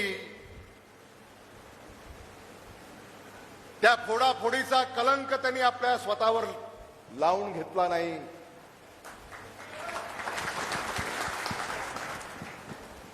आणि मग ओमराजे महाराष्ट्रामध्ये महाविकास आघाडी सरकार आल्यानंतर आदरणीय उद्धव बाळासाहेब ठाकरे नेहमीच सच्च्या शिवसैनिकाबद्दल भाष्य करतात. आदित्य ठाकरे सच्च्या शिवसैनिकाबद्दल भाष्य करतात. मग या सच्च्या शिवसैनिकाला आपल्याला महाराष्ट्रामध्ये न्याय द्यावा लागेल.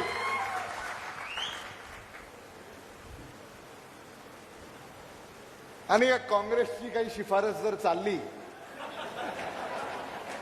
तर आम्ही आपली शिफारस नक्की करू.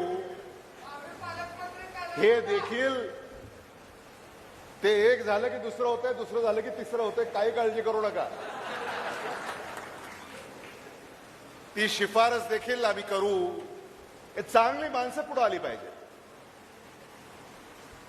खरं म्हणजे ओमचं आणि कैलासचं उला जरा खूप कौतुक करावं लागेल. सामान्य कुटुंबातली शेतकऱ्याची ही मुलं आहेत.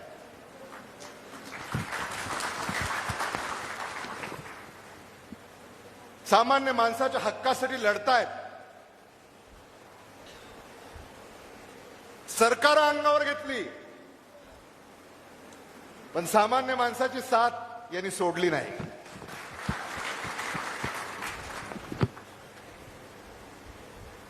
म्हणजे छत्रपती शिवाजी महाराजांना जे अभिप्रेत आहे ते यांच्यामध्ये आपल्याला पाहायला मिळतं. संविधानाचं रक्षण हे आपले लोकप्रतिनिधी करणार आहेत. येणाऱ्या काळामध्ये जर हे सत्तेत राहिले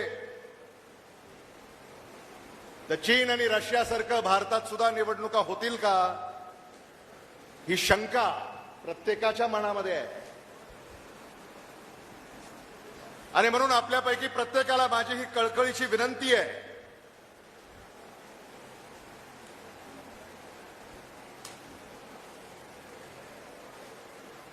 या निवडणुकीमध्ये तुमच्यापैकी प्रत्येकाला भूमिका बजावायची आहे. तुमच्यापैकी प्रत्येक जण ओमराजे निंबाळकर आहे हे समजून कामाला लागायचं आहे.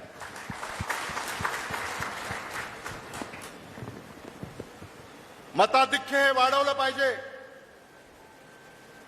मतदानाची टक्केवारी वाढवली पाहिजे. धाराशिव लोकसभेमध्ये असा एकही विधानसभा मतदारसंघ असता कामा नये जिथं ओमराजे निंबाळकरांना लीड नाही. लीडची स्पर्धा लागली पाहिजे. आणि आदरणीय मधुकरराव चव्हाण साहेब आता तुळजापूरमधून किती लीड द्यायची आता हे तुम्हाला सांगावं लागेल. नाही आकडा पाहिजे आता असं नाही. आता हे मावळे ऐकतील का मग? आदरणीय मधुकरराव चव्हाण, आप्पासाहेब पाटील, जगदाळे बघा आता हे तुम्ही सारं करू शकता. आणि म्हणून धाराशिव लोकसभा मतदारसंघामध्ये सर्वाधिक मताधिक्य आई तुळजाभवानीच्या भूमीतून तुळजापूर विधानसभा मतदारसंघाने द्यावं असं आव्हान मी आपल्याला या ठिकाणी करू इच्छितो.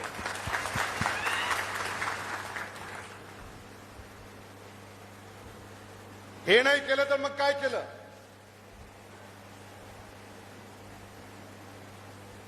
आणि हा उत्साह जो मला तुमच्यामध्ये दिसतोय हा उत्साह मी खूप कमी ठिकाणी पाहिला.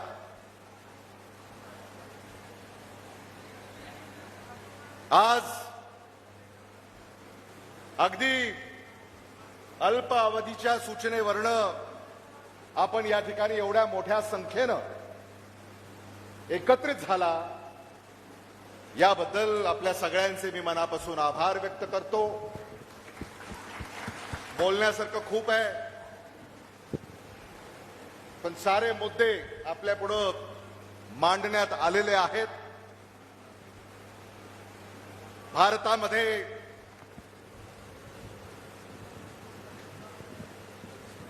सत्ताधाऱ्यांच्या पायाखालची वाळू ही घसरत चाललेली आहे. त्यांना 400 पार हा जो काही आकडा ते सारखं टीव्हीवर येतंय रोज, काही खरं नाही. महाराष्ट्रामधला ताजा सर्वेक्षण आहे की महाराष्ट्रामध्ये 48 जागांपैकी 39 जागा महाविकास आघाडी जिंकणार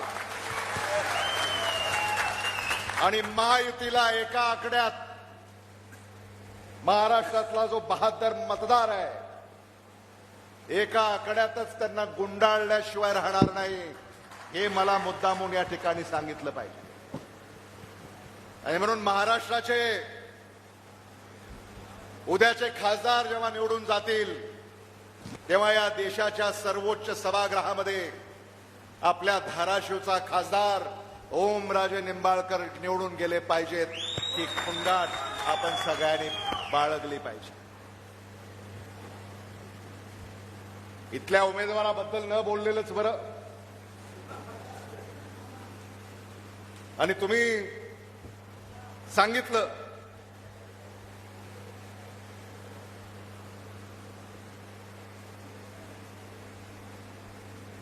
त्यांच्या बाबत सत्तेतून पैसा, पैशातून सत्ता, या पलीकडे यांनी कधी कसला विचार केला नाही. मगाशी कोणीतरी म्हणालं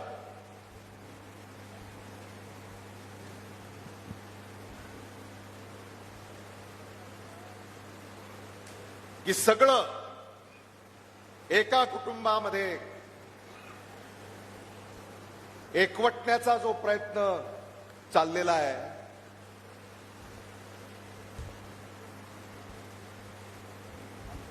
हे सामान्य माणसाला मान्य होत नाही.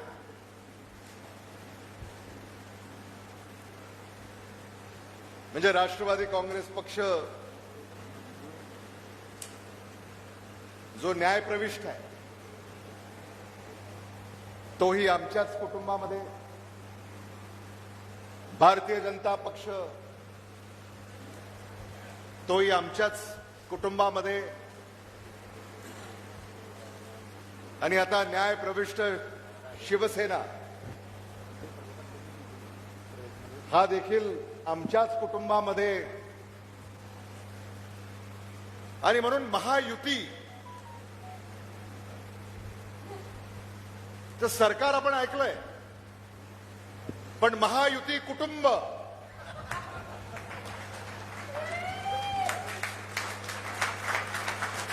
महायुती कुटुंब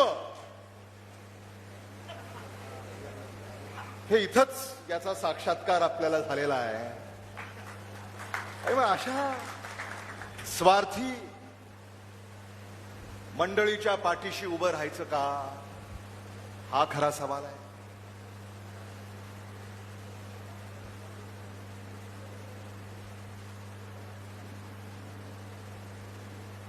आणि महायुतीचं सरकार काय पुन्हा येत नाही, कारण ओमराजे महाराष्ट्राचा इतिहास आहे. एकदा उपमुख्यमंत्री झालेला व्यक्ती पुन्हा मुख्यमंत्री झालेला नाही, इतिहास आहे महाराष्ट्राचा. एकदा उपमुख्यमंत्री झालेला व्यक्ती पुन्हा मुख्यमंत्री झालेला नाही, हा महाराष्ट्राचा इतिहास आहे. आणि म्हणून महायुतीचे जे उपमुख्यमंत्री आहेत ते काही पुन्हा मुख्यमंत्री होणार नाहीत. आणि जे महायुतीचे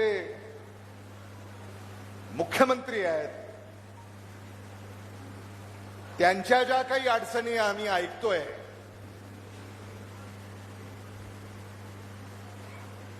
त्यांना जे कचाट्यात पकडण्याचा प्रयत्न झालेला आहे, एकही खासदार आता त्यांचा निवडून येणार नाही. म्हणजे मराठवाड्यामध्ये शिवसेना उद्धव बाळासाहेब ठाकरे यांच्या 4 जागा आहेत. छत्रपती संभाजीनगर, हिंगोली, परभणी, धाराशिव. टीव्हीवर आम्ही पाहिलं आणि टीव्हीवर येण्या अगोदरच आम्ही असं सांगितलं होतं की शिवसेना उद्धव बाळासाहेब ठाकरे यांच्या पक्षाच्या या 4ही जागा मतदार निवडून देतील.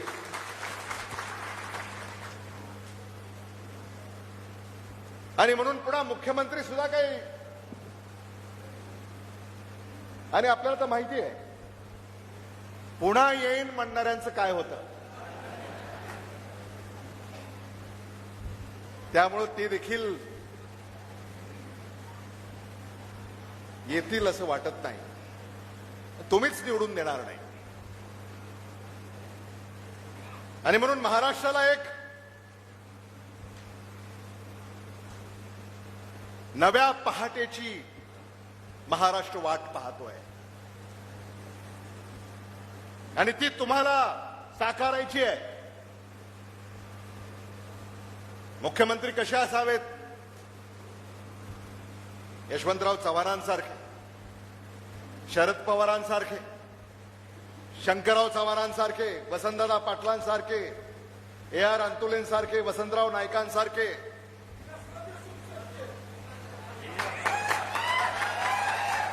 ते मला माहित होतं, पण ओमराजे कडनं आज मी बऱ्याच गोष्टी शिकलोय. म्हणून त्यांना लक्षात आहे का नाही म्हणून मी ते नाव अगोदर घेतलं नाही. याचा अर्थ ही सभा जिवंत आहे. विलासराव देशमुखांसारखे, उद्धव बाळासाहेब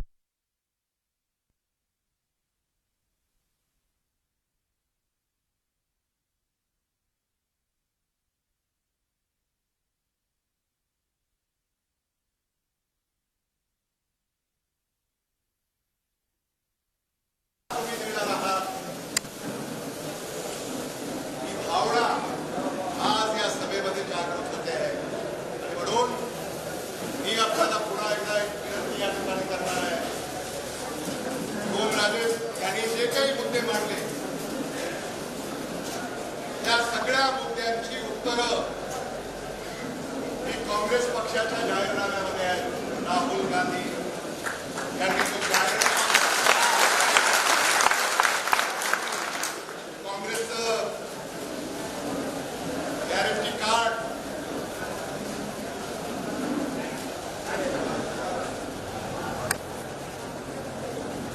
इतर बाबींवर प्रकाश टाकणार नाही. तुम्ही हे वाचलं असेल, जाहिराती येत आहेत वर्तमानपत्रामध्ये. पण आपण सारेच इथं शेतकरी आहोत. शेतकरी न्याय ही एक गॅरंटी राहुल गांधींनी दिलेली आहे.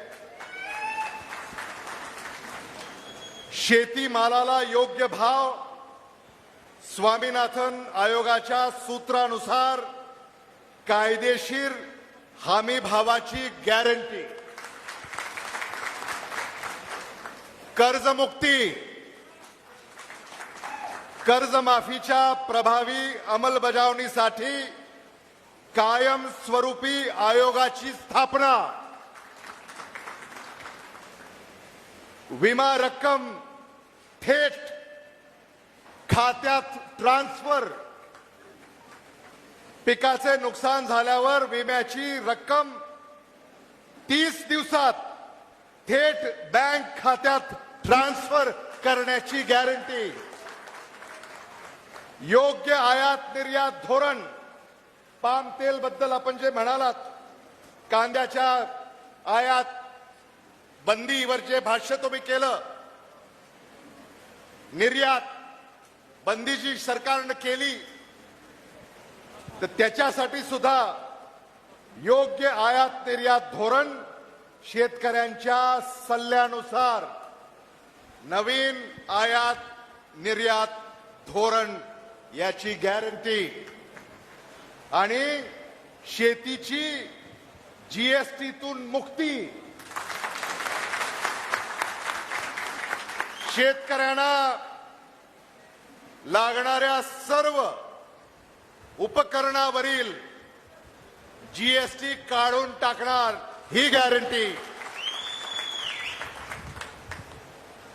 हात बदलणार परिस्थिती. आणि म्हणून याच्यासाठी आपल्याला इंडिया अलायन्सचं सरकार याला पाठिंबा द्यायचा आहे. आज मी हा शिवसेना पक्षाचा स्कार्फ, उल्हासदादा, हा स्कार्फ सुद्धा कोणी तयार केला माहिती नाही, कोणाची कल्पना आहे मला माहिती नाही. पण या स्कार्फवर आपण जर बारकाईनं पाहिलं तर उद्धव बाळासाहेब ठाकरे यांचं छायाचित्र तर आहेच, हिंदू हृदय सम्राट बाळासाहेब ठाकरे यांचं छायाचित्र तर आहेच, आदित्य ठाकरे यांचं छायाचित्र तर आहेच, पण इंडिया अलायन्सच्या सोनिया गांधी यांचं देखील छायाचित्र आहे. इंडिया अलायन्सचे राहुल गांधी यांचं छायाचित्र आहे. इंडिया अलायन्सचे शरदचंद्र पवार यांचं छायाचित्र आहे. आणि इंडिया अलायन्सचे अरविंद केजरीवाल यांचं छायाचित्र आहे. आपल्या पुढे आहे. म्हणजे आज आपल्याकडनं सुद्धा खूप शिकण्यासारखं आहे. आणि म्हणून या इंडिया अलायन्सच्या पाठीशी आपल्याला उभं राहायचं आहे. महाविकास आघाडीच्या पाठीशी आपल्याला उभं राहायचं आहे. आणि पेटती मशाल घेऊनही हाती माझ्याबरोबर आपल्याला सगळ्याला म्हणायचं आहे,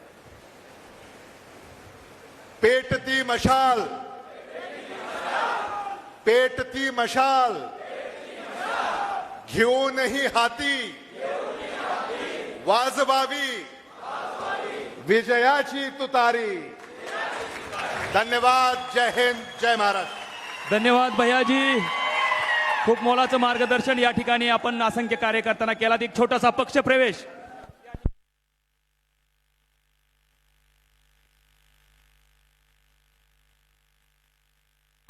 हॅलो. या ठिकाणी होणारा नगरीचे उपसरपंच